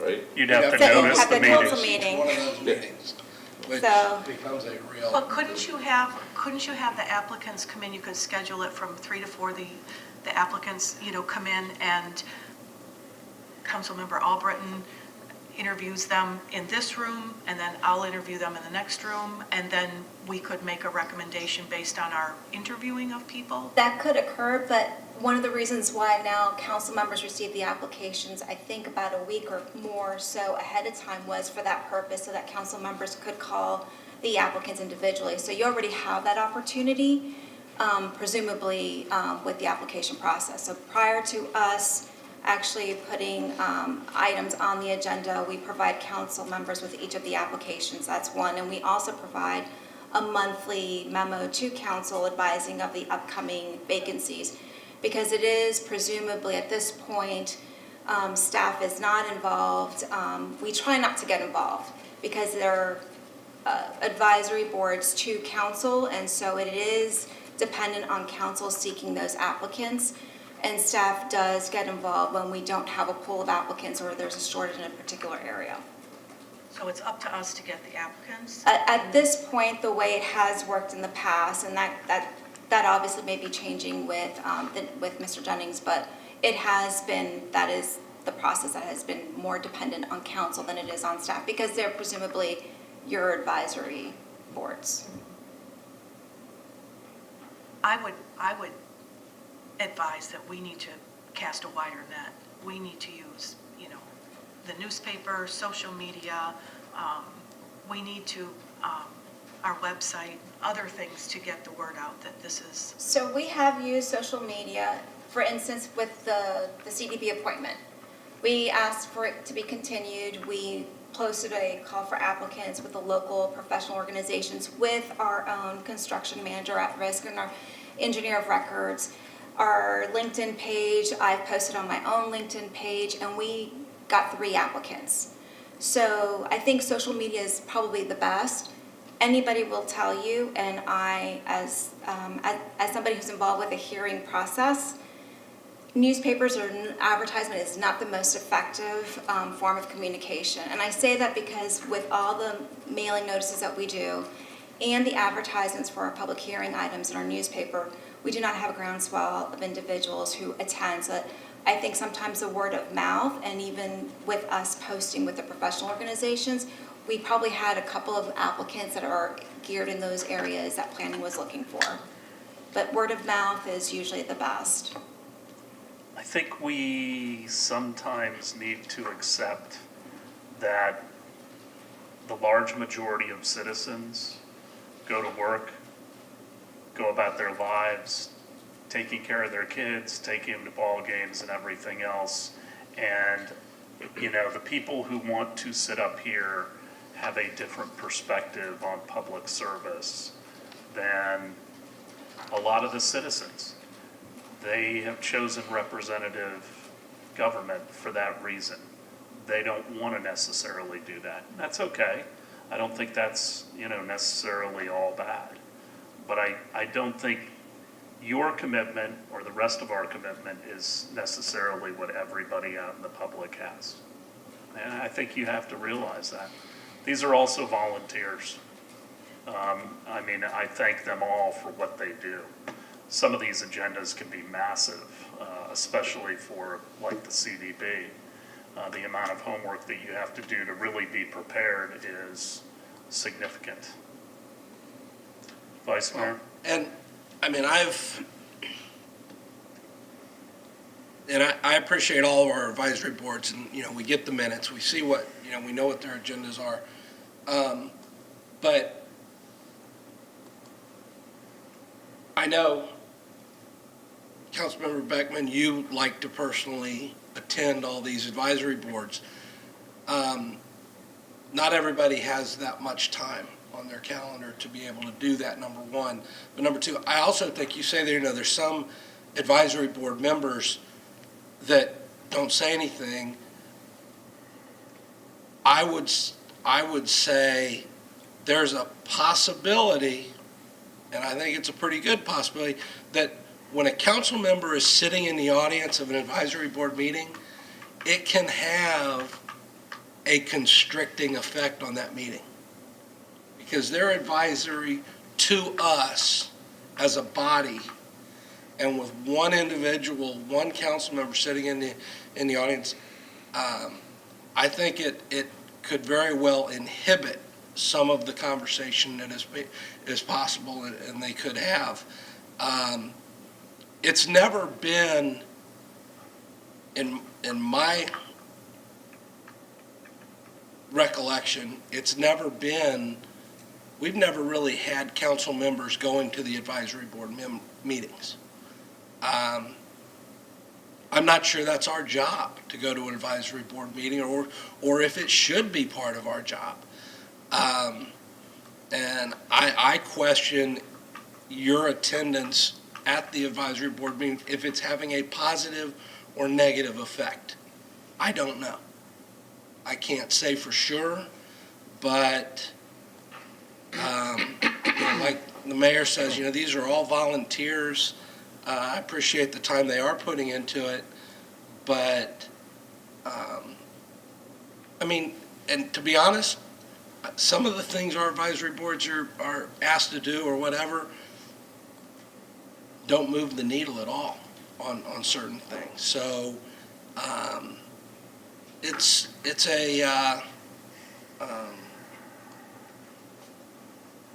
it is the process we have, but I kind of go back to the old, if it's not broke, what are we trying to fix? And the advisory boards have done their jobs for years and years, and we get all the information that we're supposed to get, and it's our job to react and respond to that information. So. Well, I think we ought to feel comfortable as a council talking about things that we want to send to the boards. Mm-hmm. And then the other thing is, I don't have a problem with making the application a little bit more robust and specific to different boards, so that people at least identify why they are qualified for, the board that they're applying for. Those are two things that I'm very comfortable with. So, go ahead. All right, so a couple things. I don't pick up some vibe that I'm intimidating or inhibiting people who are on advisory boards when I sit there. You can't miss me because generally there's nobody sitting in the audience. And so at least I'm there to show that I care and I'm involved. I think also I've been pretty clear in communicating with residents and people who volunteer on those boards that I appreciate their efforts, that I champion their efforts, that I care about, things that are important to them. So I would hope that they would view me as more of a cheerleading partner who will go out there and try to, move forward some of the things they care about. Your statements that, if it's not broke, we don't fix it, and they're really not doing things that move the needle, don't really fit together. And that we've done it this way for years. Either they are doing things that are moving the needle and making an impact, and that's what we need to continue, or they're really not doing anything. And so, if you said, to be honest, they're really not doing things that move the needle, what are some examples? I'm not here to, can't pull them off the top of my head. I'm just saying, the advisory board, they meet, they discuss the items that are on their agenda, and they do what they do. But how far does it trickle down where we notice what they're doing? When it's something important, it comes to us for action. When it's not, doesn't require our action, we don't talk about it up here. So that's what I'm saying. But but the comment you made about, well, you sit in the audience, it shows that you care and you're interested and you care. That's like saying the fact that we're not sitting in that audience means we don't care and we're not. No, I just have time. I have time. And that's just false. But I just think, some of our advisory boards, if we wanted to have an open discussion about it, I think some of our advisory boards, either what they're charged with doing or could either be combined with a different advisory board, and we could lessen the number of advisory boards we have. I think, everything changes in time, and, maybe that's another meeting to have, another discussion for y'all to have at some point in the future. What advisory boards do we have? What are their jobs? Is there overlap and an opportunity to do some combination of those boards so that you have fewer people that you have to appoint to the advisory boards, but you may get better quality rather over quantity of people. So, I mean, that's one of the things I would Okay. think of. So it seems like, I mean, so part of the takeaway so far seems to be perhaps we can tailor our advisory board applications to particular boards and look at that. Certainly, we want to continue robust outreach and reaching out to people to apply for these advisory boards. I was a little disappointed that the pause on the CDB last week or a week or so ago, you reached out to professional groups, but I didn't see a lot on the city's Facebook or Twitter or... That was intentional. So the reason why we did not, because we would get the same applications we have been getting. So that's what it was intentional on staff's part because we really wanted to have a more professional. So we shared it on our own LinkedIn pages and the city's LinkedIn page. But that's a judgment call, you know, about more professional. I think you're limiting the pool. And part of my irritation with that was, you know, the statement is we seek to have diverse candidates, social, economic, and professional. And please, somebody describe to me what social and economic diversity is, and how do we judge that on that application? Because I'm not seeing it. And so I think that needs to be a really big part of our conversation today as well. And I linked, you know, an application in there from some, I think it was an advisory board, I think it was in Florida. But anyway, they ask they ask questions about your race. We can, and they can be optional, but when we want diversity, we need to be able to ascertain diversity. If we want economic diversity, perhaps we have a question about your income range. Okay, what income range do you have? Because to have on the CDB, we want diversity of social, economic, and professional, and we can't even articulate what that means and how we're going to judge it, is ridiculous to have that statement on there. So, I mean, that's something that needs to be looked at. And I think we need to be very intentional about, we want diverse representation. And so by putting that extra call out there in just professional publications, there was a limitation of what was going to come in. But that was because planning realized that there were no professionals who submitted an application. So that's the reason why it was intentional.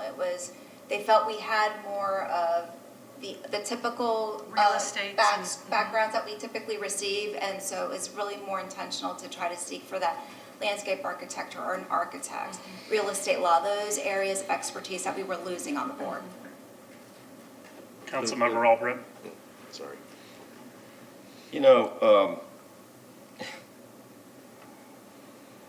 I'm sitting up here taking all this in, and Councilman Beckman, I've seen you in action talking to volunteers that come forward in front of council in a way that it makes me uncomfortable as a councilman, the way that you're coming down on them for not doing their job, or your perceived way that they're not doing their job. And I mean, they're just like, I'm just a volunteer. I mean, I'm trying to do the best thing I can. So obviously you're seeing something that is missing, and you're trying to maybe mold these people in your image as to the way you are with, you know, wanting to be involved in the community. And not everybody is built in your mold. I mean, there's lots of people that are out there that are diverse, and they want to be part of the community. They want to help, but they're not maybe as an activist as you are.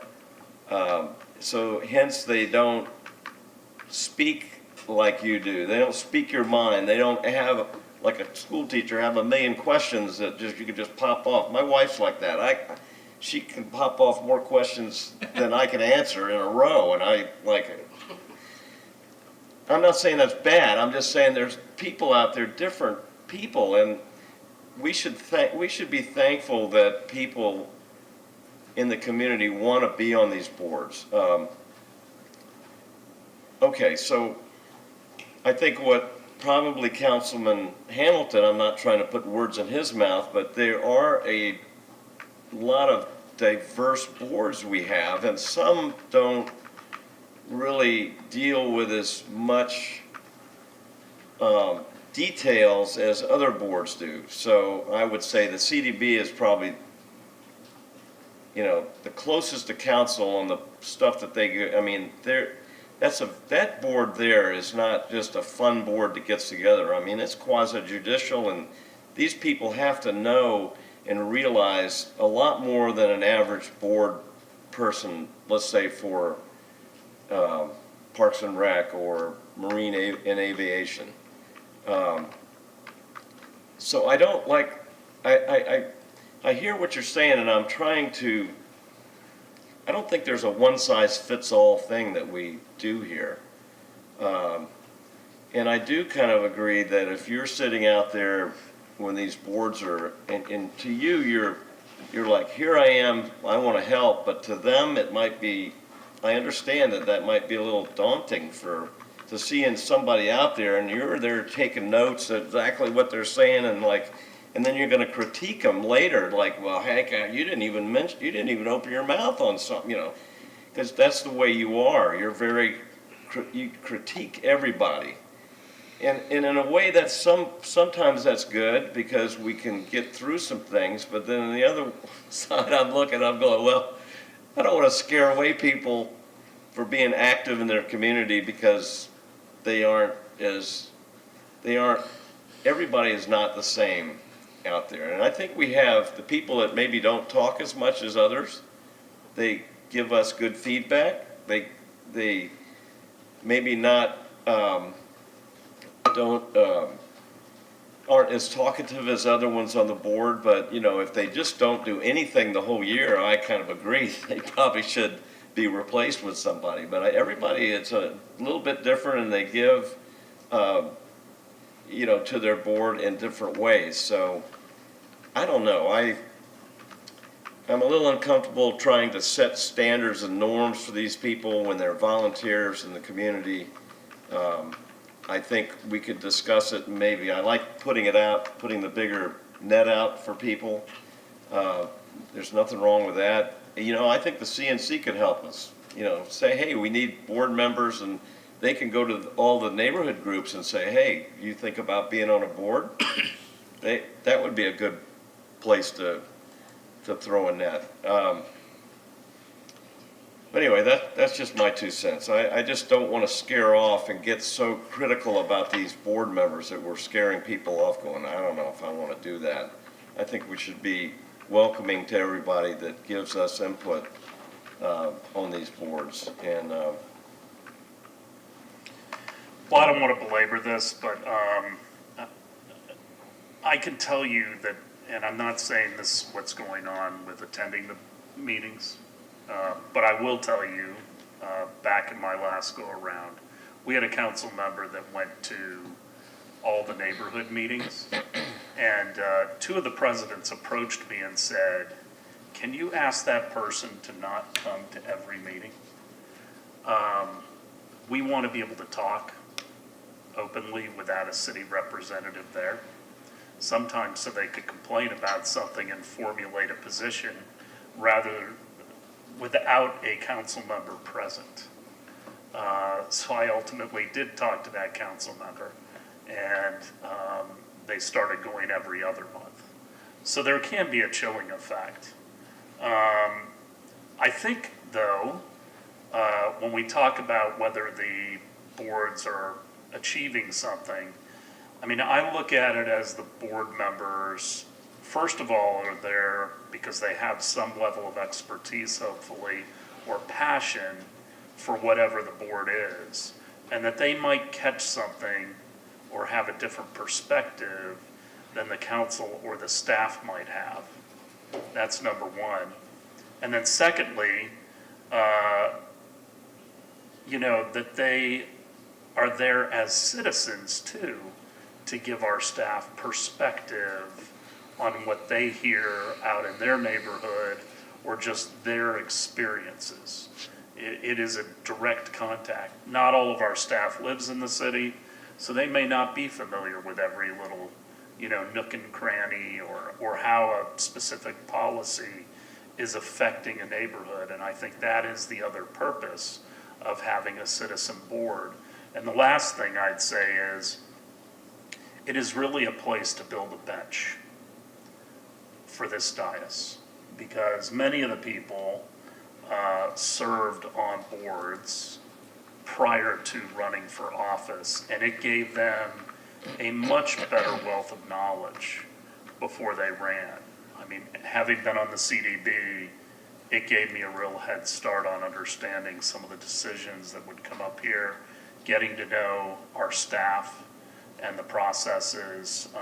It was invaluable. So I think those are three things that we might not always get tangible feedback on every item, but those are three benefits that we get from having the advisory boards.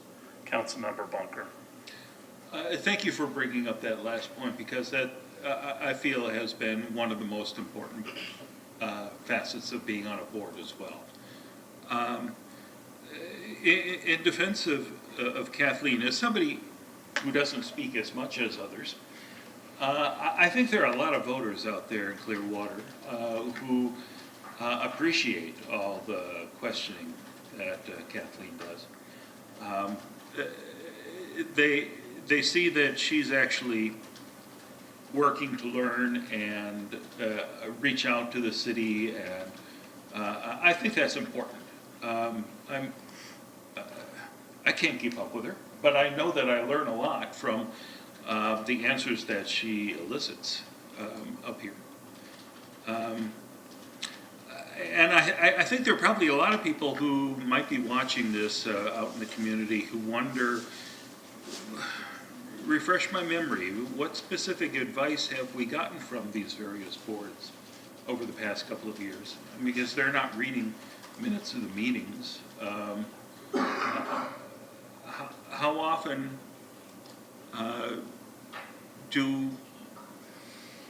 does that advice get filtered out to the public? Well, all of the meeting minutes are public records, so if people were interested. If you don't read the minutes, I would recommend that you do. It is a way to keep up with what the boards are doing and thinking about. I think it's important. We get them from the clerk's office. We just got a wave of them last week from several different boards. So, I mean, I recommend that. I would also say, just because some of us don't ask as many questions, some of us have a lot more experience than others too. Sure.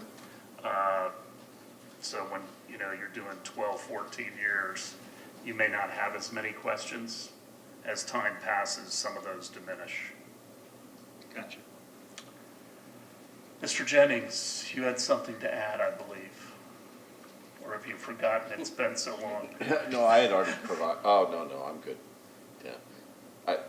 I was going to comment what Rosemarie had mentioned was, in terms of the reason why we did not use regular social media, Facebook and so forth, was just because of the technical nature of that particular committee. So ordinarily we would be on all of the social media. I'm not a social media person, so I confuse Snapface or whatever it is. Snapface? Yeah, whatever it is. Something that wasn't added, we also shared when we do have vacancies or openings, if we're looking for, not specifically for CDB, but for other boards, we do reach out to our past Citizens Academy graduates as well. And as part of the Citizens Academy, I do try to, I don't want to say push, but encourage individuals to volunteer on advisory boards. And that's also part of Neighborhoods Day, something that has been missing because of the pandemic. Councilmember Beckman. So can we give direction that we're going to improve our application process to answer what social, economic, and professional diversity is? And I know that's just one board, but I think certainly social and economic diversity on all of our boards would be good. So what would that look like in an application process? And what might a reapplication process look like in order to reappoint someone? So if we can't go to, and I get that, all right, we can call up people and interview and get to know them better before we vote on them. But I think having some indication of diversity on those applications would help us be more intentional in having diverse representation on any of the boards. And then a reapplication process, I think, based not on just they want to keep the same application, but please explain to me what you've done in your term and why you want to continue is a reasonable ask for reappointment, rather than just judging on, we normally do this and the attendance has been okay. So let me ask you something on this. Okay. I can look. Hold on, Ms. Cole. If we ask that demographic information, do you have quotas that you're looking for? Nope. What if somebody says they don't care to answer that material? Would that disqualify them? No. I think it's optional. I mean, the application that I attached was an optional. No, I understand. But if those two things are part of this, then I don't support it. Even optional questions, As long as they're optional, then you would support as it. long as they do not disqualify a candidate. Because, again, these are volunteers, and for them to give up financial information, I might tell you to go pound sand. And I don't think that that's unreasonable. And I don't want those people, if they don't decide to fill out the application the way you want, that they're disqualified. Okay, I get that, and I would agree. I mean, I could be okay with that. However, please answer me, how are we going to then be intentional and reach out to diverse candidates in social, economic, and professional ways? Professional is okay. How are we going to do that?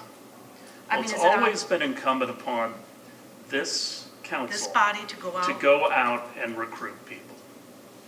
When you see openings coming up, you need to start be thinking about people that you think have the qualifications to make a contribution.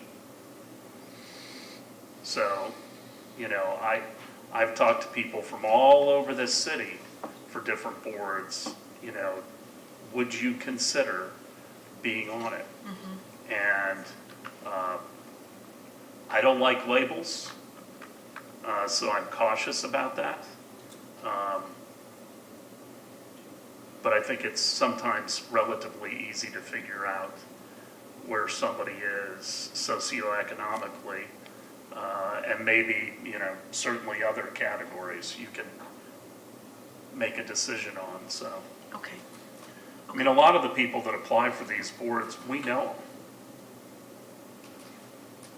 I mean, in fact, some of us have been criticized because we know a lot of them. Because we've lived here forever, but, which I think is also unfair, but. So I would be willing to do that as long as they are not disqualifying questions. If one person answers them and another person doesn't, then tie goes to the person that answered them. If that's the case, I'm unwilling to have it on the application. And is that something that Human Resources should develop, that questionnaire? Well, I was going to suggest, if it's okay with the council, that we would, staff go back, draft some options in terms of applications, bring them back to the body for your review and approval. Same thing with reapplication, like some kind of reapplication format? Okay. Any heartburn, Mr. Kohler, with anything you're hearing? I guess I would have to see the specific question, but I would probably want to confer with Mr. Margolis about how much we delve into certain matters. And Ms. Call, I interrupted you, so Oh, did you that's want okay. to complete your thought? I was going to say, let me draft some options and questions and work with the city managers to see what can be presented to council. I'm not sure exactly if we're going to be able to do two different applications, but I think in terms of the reapplication, I think they should just be required to submit a new one and new answers. But let me have some options, and then I'll work with John to present that to council. Okay. And just one last thing, and I'm not going to beat it to death, but it is true that I have, I can be critical observant, critical, but I think you can have a bar, a standard, of expectations, and I think raising the bar can be okay. And I would also say on that document that I attached, there's a big long page about ways to really appreciate your volunteers. And, I know we've had volunteer dinners in the past, and with COVID we haven't, but I think that's just as important, to be very appreciative of their work and celebrate it and thank them.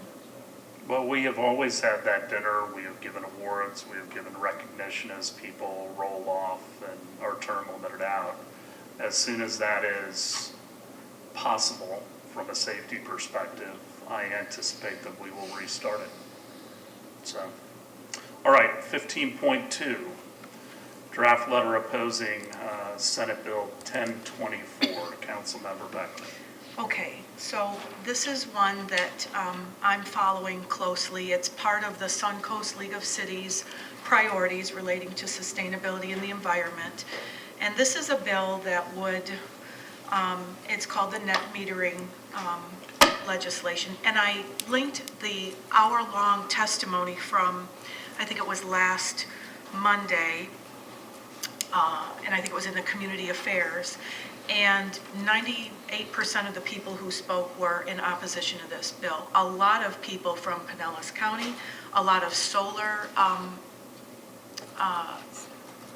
provider businesses are saying that they're going to lose employees in business. It'll really affect their job force. And so I wanted to have the council give direction to staff to draft a letter in opposition of this legislation. It will make our green print goals incredibly harder to achieve. It will have an impact on the people who already have solar, reduce their payback time, which means they have less money to spend in our economy on their families.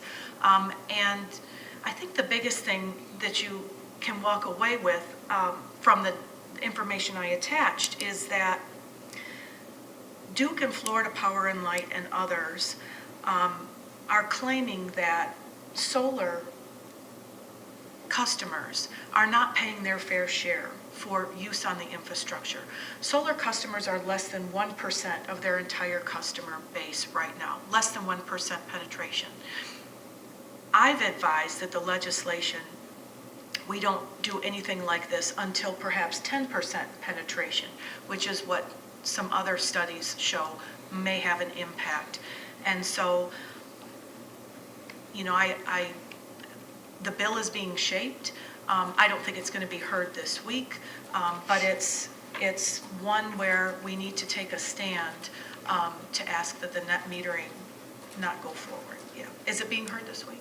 No, but I wanted to add, I did approach our lobbyists for some insight, and they did recommend that since both bills right now, they're similar, but they're not identical, the sponsors are still working to see what consensus they can come up with.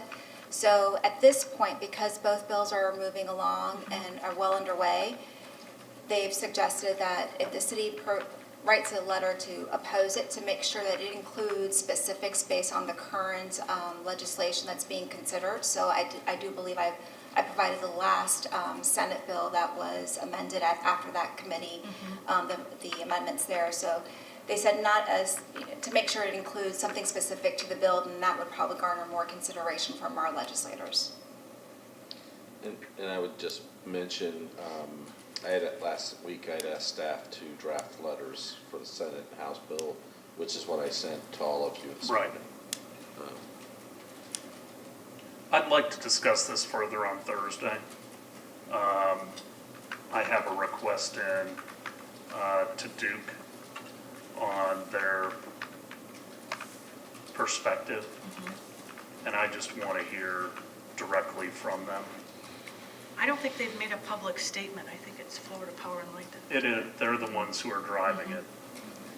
But I'm just curious what the perspective is, and I'd like to have a better understanding before I say, let's send the letter. And I think it can wait till Thursday. I'll have that answer. I've already asked the CEO of Duke to get that for me, so. Could and I- she has responded. Great. Can I just ask that whatever response you get from Duke, you ask for clear evidence on the impact of on the infrastructure? Because that's been a key trip-up point, is that there is no evidence that Florida Power and Light or others are providing on what is the cost or the financial impact to any of the infrastructure when a solar customer has net metering system up. And so that's what we need to have, is that evidence. So if Duke can provide it, that'd be great. I will ask that question. That'd be great. Thank you. Anything else for future meetings? I do. Councilmember Beckman. Okay, so for future meetings, I would like to know if we could have a discussion about a uniform evaluation for our city manager and city attorney, that it's uniform and we have some sort of annual measurable goals that they report on for us. And so in the past, it's been, kind of up to us individually of how we evaluate city manager and city attorney, and I think it should be a little more uniform with upfront goals for the beginning of the year, and then evaluate him on those goals at the end of the, contract period there for the year. So Well, there is a form that all of us have the Access ability to. to avail ourselves of. Yep. Whether people do that is another story. Right. I think the goals will change on an annual basis. That's fine. So, I mean, I think that's something that should be discussed on the dais as to what priorities are. Mhm. If we ever get done with the strategic plan, which I question, then I think some of the goals are going to emanate from that, because that will not only be goals that the council will set, but the citizens of Clearwater are going to set. Exactly. I've been waiting too. But in lieu of that, I think we still need to have, as I taught, I started the school year in August, and it's like, hey, what are your goals this year? There were department goals, there were district goals, and I had personal goals. So I had 3 different levels of goals that my supervisor and I agreed on. Some of them were dictated from the district or the principal. And then those are the goals that I was measured on. I had a mid-year review, and then we had, the annual review at the end. How'd you do on meeting your goals? I think that's realistic. I think most people in a job have measurable goals, and you have evaluations that are kind of uniform with others. And so I think we need to have that discussion. It was something that was really discussed robustly in the Charter Review Committee, and they really couldn't agree on that, but I think it's something that we can discuss, up here. So I'd like to talk about that in the future. And then also, what came up today about this memo or this understanding that natural gas will be put into our city buildings, I think we need to have a discussion about that up here, as far as how do we as a council want to direct that policy while we look at green print and our goals right here. Because I think our goals are to reduce all carbon emissions in city buildings by 2035 or 40. I don't know if Sheridan knows them right off the top of her head. But if we have that goal, how are we going to reach it if we've got gas water heaters and gas stoves and things like that in our city buildings? Well, we can have that discussion. I'm not going to go down that right now. Okay. If we're using electricity in buildings, I know. Just like Tesla owners that say zero emissions on their front license plate, that's a bit disingenuous unless their cars are being exclusively powered by solar, which most of them are not. So that's we can what add those to a future agenda. All right, good meeting, everybody. We are adjourned until Thursday.